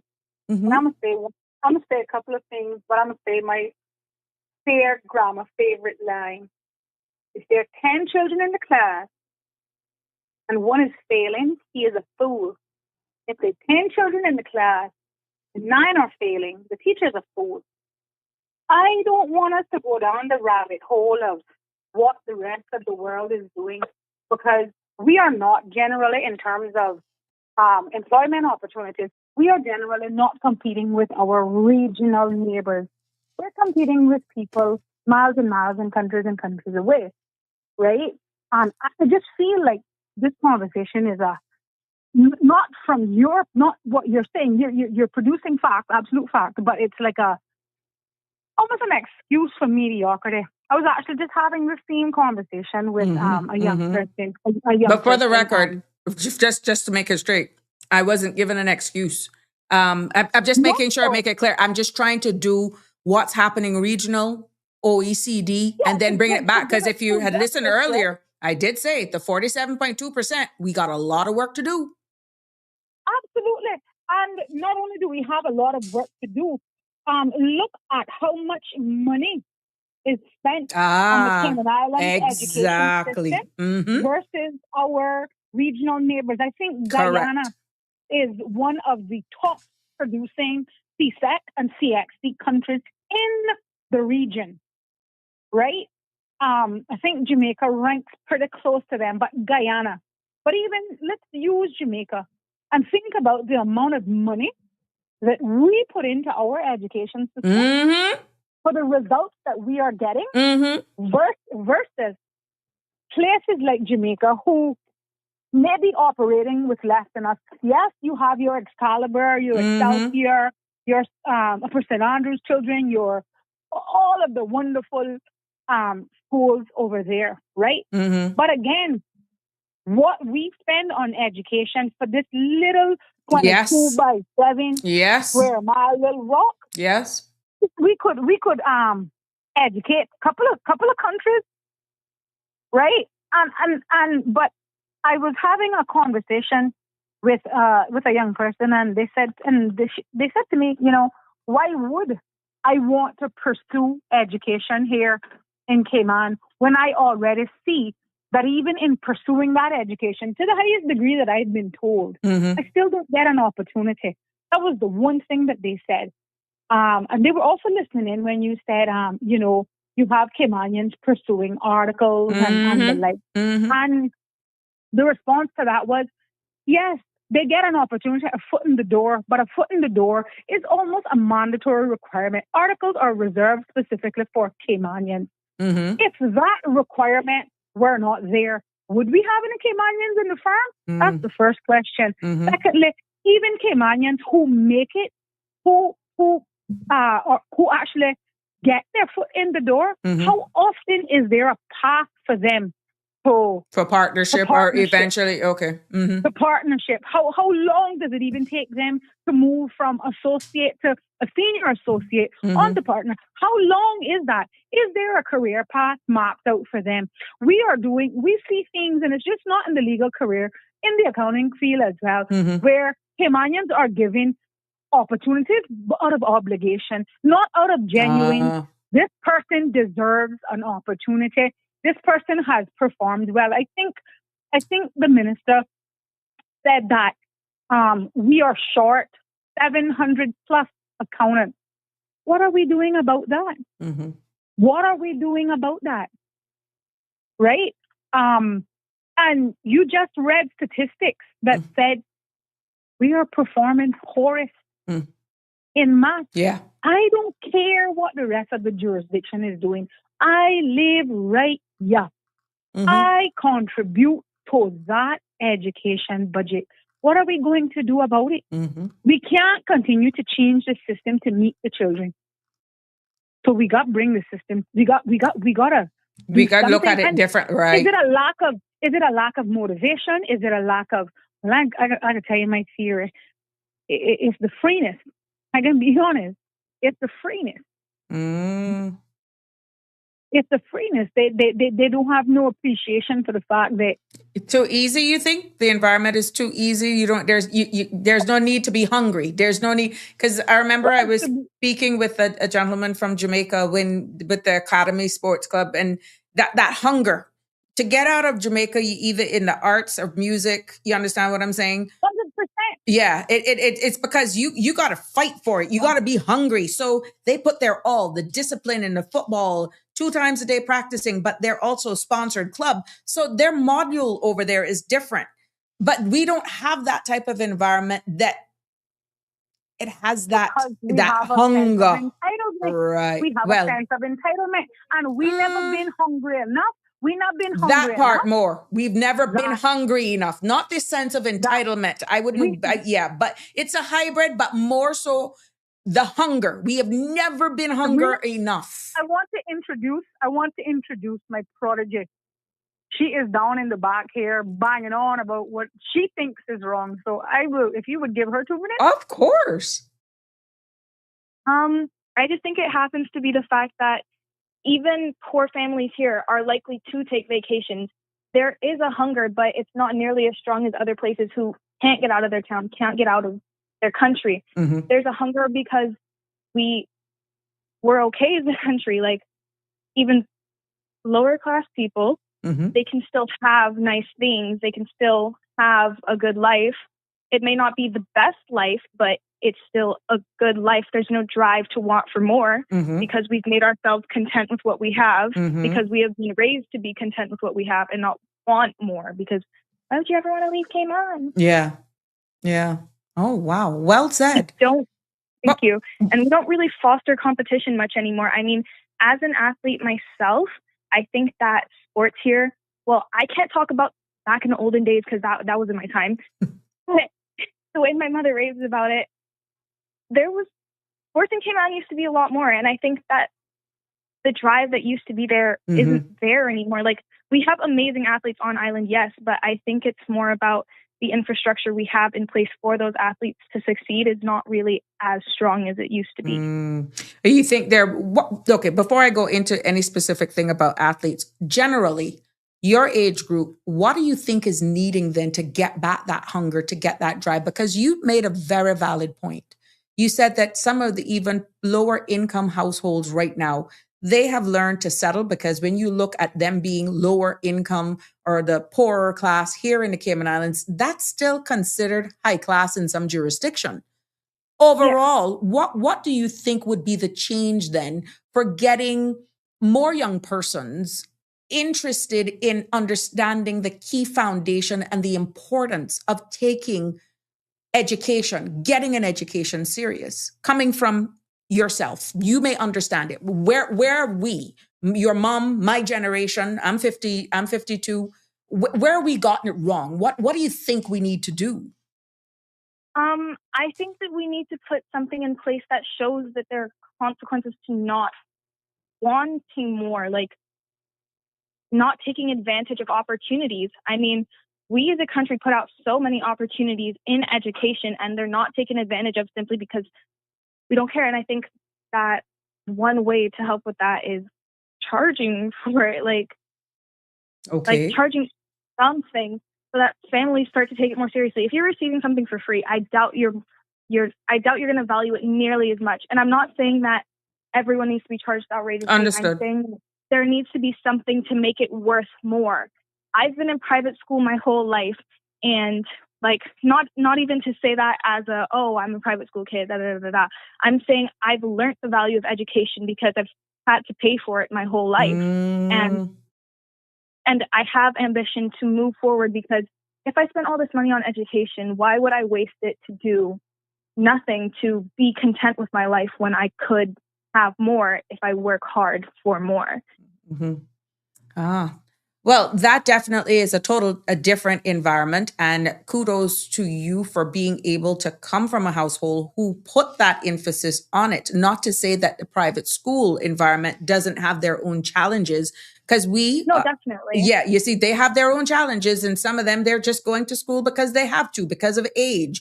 But we are putting the focus a lot on our public system, because that is a bigger representation of really our society as it is. So you could have hit on a national topic. Easy come, easy go. You don't know the value of it because it comes so easy. You take things for granted. But I think that's a very normal thing in Cayman, though, to take things for granted. I mean, where we are financially in the world, we're one of the most financially well-off countries in the world. The infrastructure we have access to, the things that we have as an island that other places don't, other places would die for. We're just so used to them that it doesn't mean anything anymore. And I think that's a huge part of why it's not nearly as important to us. But in your own circles with your own peers, forget the private school, because I'm quite sure you have other friends and that are in public. When you all talk, do you see that lethargicness, that lackluster desire to, boy, I just can't wait till graduation, I just want to get out, because you see what this influencer doing? I'm deliberately going there. Do you feel that is having an impact on a lot of people your age right now, understanding how? I've seen an article where there's a young man, must be 22 or 21, and he's a millionaire because he just sold something to Cisco or some coding he did. Please don't quote me. But what I'm saying, we're seeing more younger millionaires because they have gone into AI, they have gone into coding, they have gone into computers. Then you're seeing how lucrative a business can be just by picking up a smartphone and likes and followers. What is the conversation like amongst your peers when it comes to wanting to get that tertiary education versus those who are like, yo, you can do it. I go in this route and it's untraditional. I'd like to say that I have a very well-rounded group of friends, and I've seen people on both sides, except one thing that I know my friends have who do not want a tertiary education have, that I don't see other people having. They understand the fundamentals of what they're trying to do if it's not tertiary education. Okay. You can't just wake up and say, I want to be a influencer. There's so much more to it than that. There's algorithms, there's brand deals. Like, there's so much more that goes into it that people need to acknowledge. And they understand that. Do they though? No, I'm asking if they do. The ones who don't want to go the traditional route in your conversation. I think they understand it to a degree, but I think there's not much of a conversation around it specifically in Cayman, because it's a small island. We don't have many influencers to be following behind where they can like give us info on like, oh yeah, this is how I made it to the top. Mm-hmm. Like, we're not in a country where that's something big. Like, you can't just have your entire country as your following. Right. Other random people get that. Like, people have more followers than the entire population of our country, and they're not even considered real influencers. Mm-hmm. Ah, well said. So, it's very interesting, but I would love to hear a lot more from exactly what your generation is really being had. Is it that we're missing something? What is it that we're missing? Because I'm not so sure. Maybe you may have seen in circulation the video for this weekend for the partying and how people go on when they're partying, and there was a minor there. And I'm like, that is almost like a norm now, right? What we're seeing. And you're looking at the comments. And maybe your generation may say, look, it's a norm. I personally wouldn't do it. My mother would kill me. You may be saying that. Others of your parents be like, yo, that's just fun. What's wrong with it? It's a new generation. You know, that is the future. Is it somewhere that we're getting it wrong? I just want to know where we're missing the communication. I think it's a mixture of importing this kind of club culture where, like, we have a lot of people coming in and they're living for the Cayman party lifestyle. And I think that's getting passed down through not only their kids, but what we are seeing as Caymanians going on.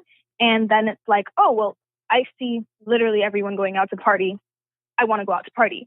I think it's just a matter of cultural progression, and the cultural progression of Cayman has become partying on the weekends, rum point on Sundays, clubbing on Saturday night, brunch on Sunday.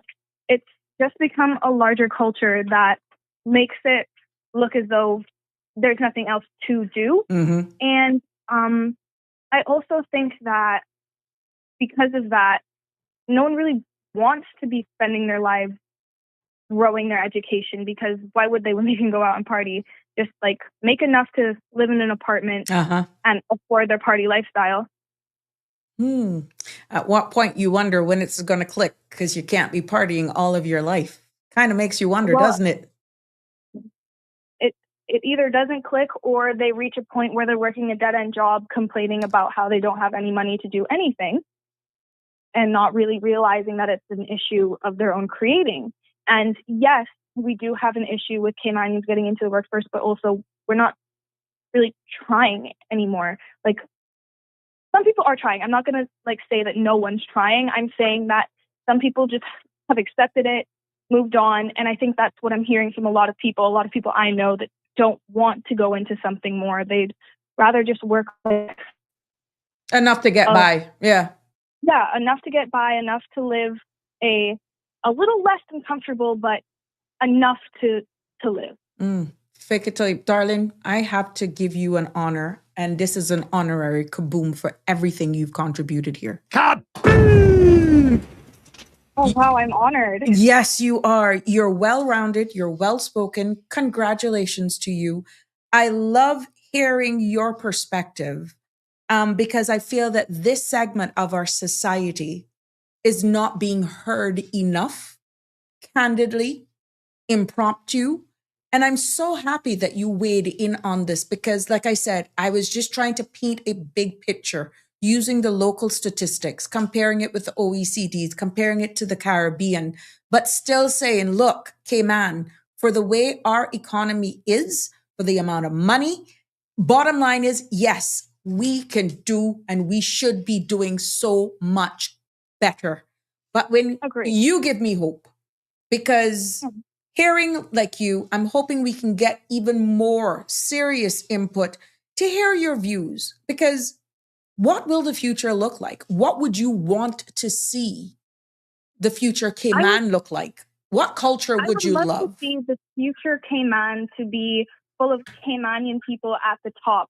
But if we're not striving to be at the top, then it will always be foreigners who come in, get their Caymanian status, and they are at the top. They are the Caymanians at the top. You can't see my air quotes, but there were air quotes around Caymanian. Yeah.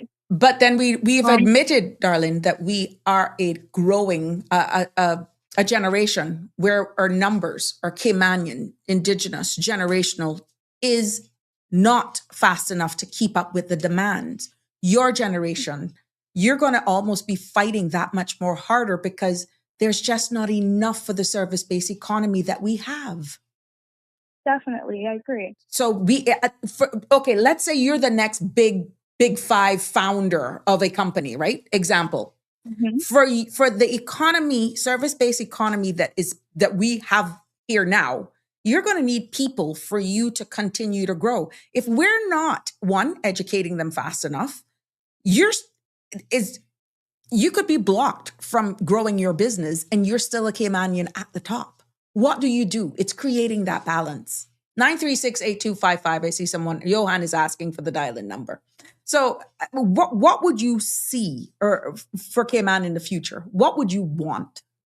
I know you said it, but understanding the reality that our numbers are dwindling. Caymanians, as we know them, is dwindling and we can't keep up. We're not having children fast enough. I don't want to be that person, but I think as much as immigration has gotten stronger, I think we need to draw a line somewhere, because we've drawn a line in the sand so many times, and every single time it's just being washed away by the water, and then we draw another one a bit further back. And it's to the point now where I genuinely cannot look anywhere and see anyone who even resembles being from here. Not to say that like there aren't people from here who don't look like they're from here, but you can tell they're not from here. Mm-hmm. They're not indigenous to here. And again, I have nothing against foreigners, but at the same time, I want to see a Cayman in which I see more people like myself. Okay. And so I'm going to try to add a call here. Oh, give me 1 minute. Let me see if I can add this call. I'm going to merge. There we go. I didn't meant to end you, my love. I was just adding another call. I didn't cut you off that was an error. There we go. Hey, hello, darling. I didn't mean to end you. I just couldn't get that call added. But go ahead. You can wrap up and then I'll take the other call. But I think that it's just mainly we're importing a lot of people, and our numbers we aren't like producing enough Indigenous Caymanians.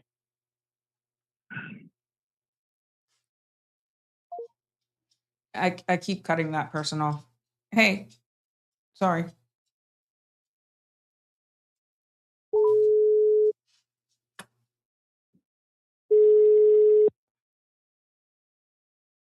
Yeah, sorry about that, my love. I'll just call back the other individual. I can't merge. Oh, no, you're all good. But I think we just need to pump the brakes on immigration, and I think that we're already overcrowded. Do we really need to be letting more people in? Like widen the gap for Caymanians so that we can get through. And I think that as long as we have people coming in from one way, that gap is just going to get slimmer and slimmer. Okay. Well, thank you so much. I hope you're not a stranger to this platform. We love hearing your perspectives, and I welcome you back anytime, my love. Well, thanks. All right. Have a good evening. You too. Sure. Bye-bye. Let me get that other call that I keep missing here as we go into a little bit of overtime here today. Hope I don't get voted. Let's weigh this. Truth. I am unable to take a call at the moment. Please leave your name and number. I'll get back to you. Well, you know who that was. Keep calling, but please call if you want. I'll take your call. As we wrap up here, Andrew is saying, because we got comments that were coming in, 100% truth, immigration policies will dictate where our future Cayman Islands young people are going in the future. Miss Pam DaCosta is also weighing in. There we go. Hello, caller. I couldn't get you merged for some reason. You're live. How you doing, Mom? I'm fine, thank you, sir. It's me. Just wanted to say, I'm not sure if that other caller's on the line. But no, I couldn't merge the two. It kept dropping her off, and when I was trying to merge you. Okay. Just wanted to say, don't know who that young lady is, but thank you. You were lucid. You made a whole lot of sense. You were passionate and patriotic, and you were a fresh voice sharing your perspective. And I think for us to move forward as a Caymanian people, and for platforms like this. And again, I want to thank you, Miss Sabrina, for what you do on Drive Time in the evenings and facilitating these sort of things.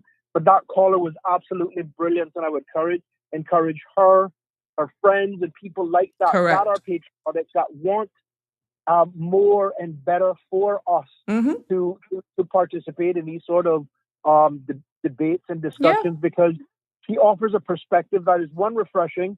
I'm 52 years old, and there's a whole lot of stuff she was saying there that I know is over my head. Correct. But the passion, the patriotism, and her wanting for her people to be seen and heard culturally, and to just give everything a new boost of energy and a shot in the arm.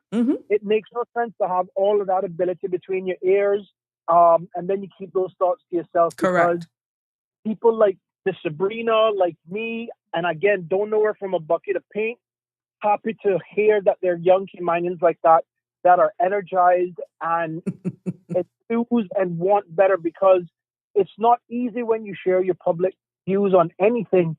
But when you make sense, those of us with sense going to always rally around you and support you, because the one thing we don't do in Cayman is we don't support other Caymanians. Exactly. And it's time for persons like that caller and the other crazy talented young Caymanians that I know from the ages of about 16 to, and I think 16 to 35 makes a young Cayman in my view. But I just wanted to call and say, Miss, keep up sharing your views, your thoughts, and everybody else like you. You're not alone in this struggle, because I'm 52 years old and I'm tired of seeing everybody else tell us what our culture is, tell us what we should be doing, telling us what is acceptable and not. Culture evolves. We have a historical, strong link to things of the past, but it's that new generation, that new voice. There's a guy at the museum. His name is Brian Ebanks. My boy, the youngest one, went to a camp there for the summer, and I'm telling you, it was amazing. It was put on. It was for us, by us, with us, and it taught so much. But the combination of those type of personalities, and there are many in the environment, that we just need to shout out, acknowledge, support, and when they ask for the help, whatever help looks like, give it to them. Because, Ms. Sabrina, you've served the country well. You've been serving the country before you were elected. You served the country after you've been elected. And your life's work is about helping, right? And I want to applaud you for that. But when you hear people like that caller, that gives me the, all right, you're not alone in this thing. Exactly. Let's go get it. Let's go get it. Let's all of us. It gives you a drive to just do more, because you're like, wow. If you ever wanted that, boy, I wonder if it's fighting a losing battle here. When is that one going to emerge? And for the record, it's Siobhan's daughter. That's Ariana Chin. Miss Chin, a billion thank yous. To be honest with you, you, your friends, and everybody else that is lucid and locked in on what you want. Keep speaking, keep asking for it, and participating. And when old, miserable, gray wolves like me can basically help, let's do that, because you know what everybody else does? They look after their own. Everybody in their set, whether you be Canadian, whether you be English, whether you be American, whether you be from Jamaica, whether you be from wherever, they rally around each other in Cayman. We watch to see what's going to happen to the young Caymanian voice of courage and strength. And then we hope that nothing bad don't happen, but we never say, not on my watch. Right. So I'm just here to say, anybody like that, from whatever age to however much older than me you are, if I can personally help our people maintain that passion, energy, and drive, so that we are actually leading in our country in the areas that count, I'm all in. All you got to do is call me. If you can't get my number, Miss Sabrina knows how to reach me. But that's what we need to do, so that Cayman is for Caymanians. And yes, we love everybody and appreciate all those that want to be Caymanian and are desperate to get PR and status. But a lot of them don't want nothing to do with Caymanians. They just want the economic and financial benefit of being here. And I get it. But when we find those that want to work with us and build with us, and when we find young, bright minds, wherever they are, let's let's rally around each other, because there's so few of us against many of them that'll tell us this not ours. When you hear people talk about we built Cayman after Hurricane, everybody built Cayman, to be honest with you, and everyone got paid really well. So don't tell me what you did for Cayman, because you didn't do it for free. Johan, there was a question during the lady when Ariana was speaking, and it says, I think it was based on what I was sharing. The question was, who are creating these demands? I'm talking about us being a service base. You saw the stats that came out of all the positions that were being placed on WORC. They were asking for huge people with financial background, mathematicians, people in insurance, and so forth, right? And the question came up, who are creating these demands? And is this fast at this fast pace? How do you create that balance though at the end of the day, when, like I used for Ariana, what if she's the next big five or one of the big five CEOs and her business is growing and she wants more Caymanians, but they're just not there? How do you create that balance where you're giving her the persons that holds the skill sets that can help her continue to provide the service that her business is offering, and not stop her as being a Caymanian owner, founder, CEO, partner, whatever, right? From making her business thrive. Where do you find that balance? I think we got to understand that businesses require different skill sets, expertise, and in financial services, there's a clamor for that level of expertise. Now, if we can help industry grow, that means more revenue for the government. That means more disposable income to do the things that they want to do, if they're responsible with the management and not just pissing it away, for the want of a better word. Okay. But I would say this: just because we want the expertise doesn't mean the expertise has to show up here with the guarantee that they're going to get PR and that they're going to get status. Because if you go to work in Florida today, tomorrow, or if you go work anywhere else in the world, nobody's guaranteeing you a fast track to anything. So, permanent res. Yeah, I got you. So it's that balance. We need to understand, yes, we need specialized players, specialized skilled people that are able to drive and grow the particular industry, whatever it is. And right now, financial services represents 65% of the GDP. So I get why we are desperate to have those people there. But unless you are fully immersed in wanting to be a part of the Cayman fabric and coexist with us, and you speak about this all the time, just because you're good at a computer and good at math and good at accounting and good at whatever, doesn't mean that you're a good fit for the country. Because if you know no Caymanians, if you don't want to know any Caymanians, you don't hang out with Caymanians, and you look down on Cayman history, culture, and its people, this is not a place for you. Because this has to be somewhere where you respect what you found here. Because if I go to America right now and I say, I had the baddest Caymanian in the world, and I think all Americans or all Republicans are crazy because they worship Donald Trump, I guarantee you, somebody can be outside of my door and I say, clickety split. Thank you very much, you got to go. Oh, yeah. But there's a subversive way where people disrespect Caymanians, and they assume that the bad apples represent all of us. There are many, many, many, many bright, industrious, entrepreneurial Caymanians.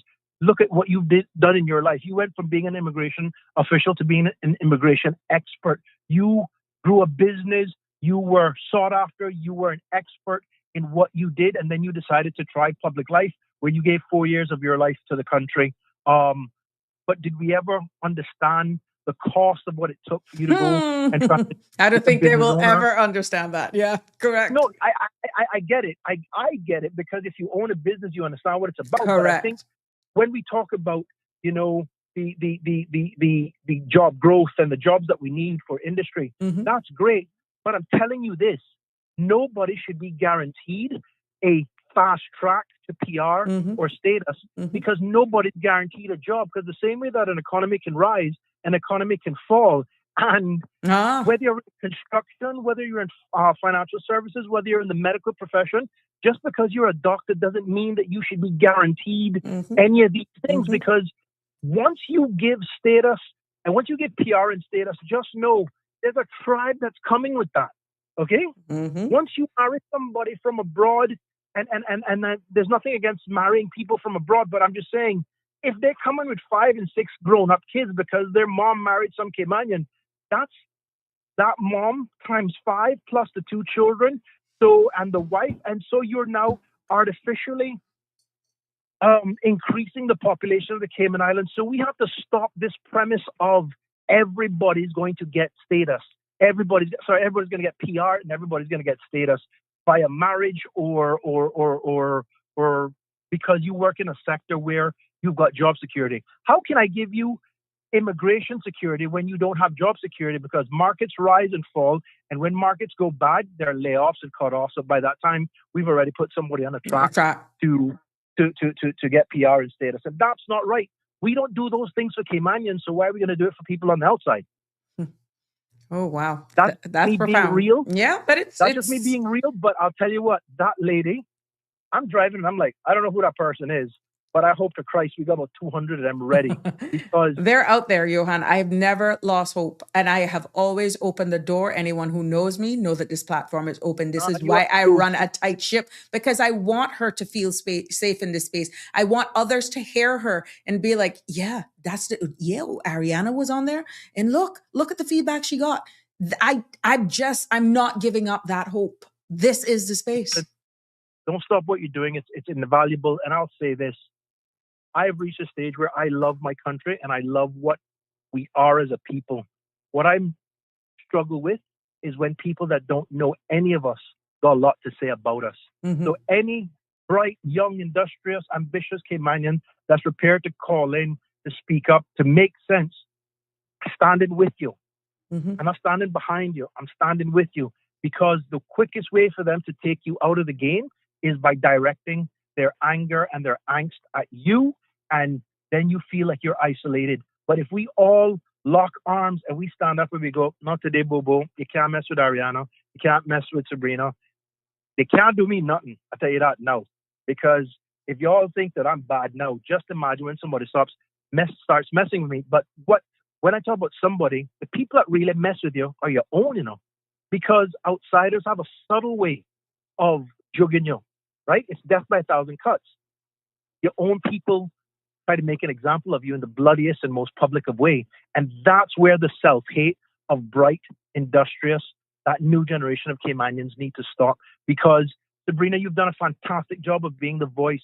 Sandra does the same thing. A lot of people stand up. I'm not everybody's cup of tea, but I tell no lies, and I know exactly what I'm talking about, and I know I back up everything that I say with action. But we now need to help the next generation understand this place is yours as much as it is mine, and you will not be allowed to feel isolated and ambushed because people are bad mind and they want to control the narrative of what Cayman is or what Cayman should be for you and yours, because it's the only place that we got. They can take away your passport from everywhere else. They can't take away your Cayman passport when you're Caymanian. Here we go. Thank you so much for your contribution. Always good hearing from you. All right, boss. Leave me there. Take care. I see where Live Happy is asking, why is there a link between status and working in Cayman? Why? It's only because that is often comes up where when persons come here on a work permit, many of whom will tell you they have never saw themselves being here for 10, 15 years, and then bang, I just came here and I was working, I fell in love with the place, my work permits continued to be renewed, and then bang, I applied for PR, and then, that PR got me naturalization. Then that naturalization gave me the road to Caymanian status. Then guess what? I met the love of my life, or I brought my family here when I was on work permits, and we just all went through the system.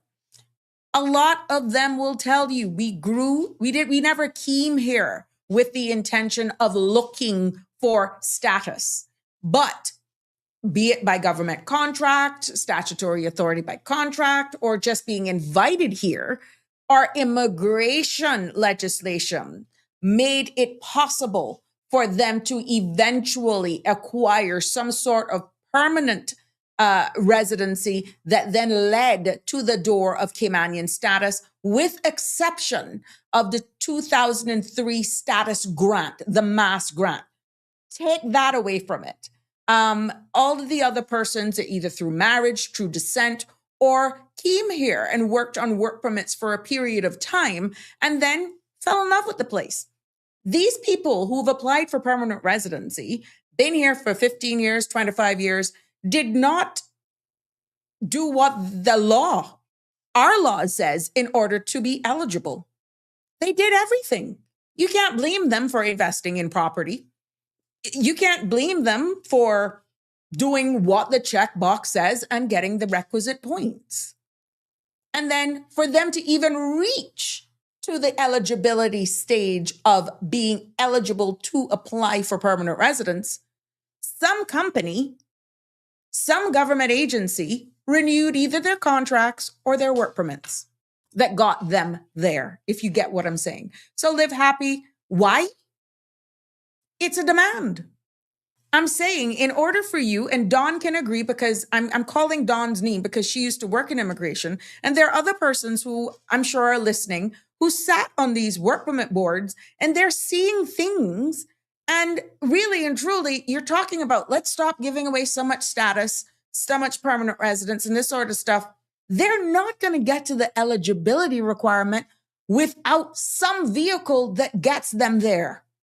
That vehicle is work permits. That vehicle is a contract that's continuously renewed, giving them the ability to work.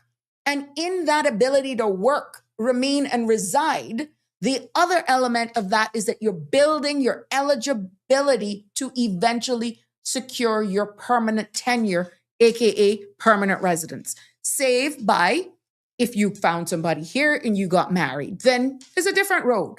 You understand?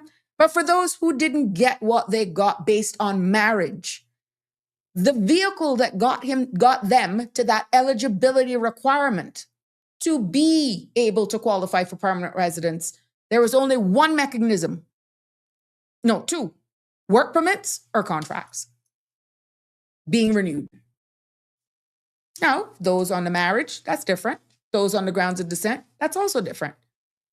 So, the thing is, the work permits. That is a broader discussion. As we go, and I've gone over, Andrew is saying, true, Johan, Caymanian people need to unite and forge forward for our younger generation. Cameron with the last question, the economy? You want the real ones to go look stats. Well, yeah, but we're going to look into the remittance thing tomorrow. And like I said, there is a parental responsibility, going back to what we were talking about, education and absenteeism, how it impacts. There is a big role. Social media does play a role. There's also parenting and parental input that is going to make this. This is not just a government. This is not just a teacher's problem. There is a parental household problem as well. There, it's 7:23 here, and we're going to wrap it up and say good night for tonight. And I will be back tomorrow evening with another hopeful, informative, exciting episode. Ariana, to all of my callers, to all of my commenters, and for those who just stuck around and you're like, wow. Thank you so much. Thank you for being with us. Thank you for always showing up. Thank you to all of my content creators in Bloom and otherwise. It has been my pleasure bringing you another episode of Sabrina Speaks. Good night. God bless. Love you lots. See you tomorrow. That's a wrap for today's edition of Sabrina Speaks. Thank you for tuning in and for being part of the conversation. Remember, the dialogue doesn't stop here. Stay engaged, stay informed, and most importantly, stay empowered. We'll be back tomorrow at 5 p.m., same time, same place, right here on CMR TV and radio, where your voice matters and your truth is heard. Until then, Cayman, take care of yourself and each other. That's it for today's edition of Sabrina Speaks, where your voice matters, your story counts, and your truth is always welcome. Join us weekdays from 5 until 6:30 p.m. right here on CMR TV as we dive into the topics that matter most to you. Catch the show live or on demand at cmrtv.com. And don't forget to follow us on Facebook, YouTube, and Instagram so you never miss a moment. Until next time, stay informed, stay engaged, and always speak your truth.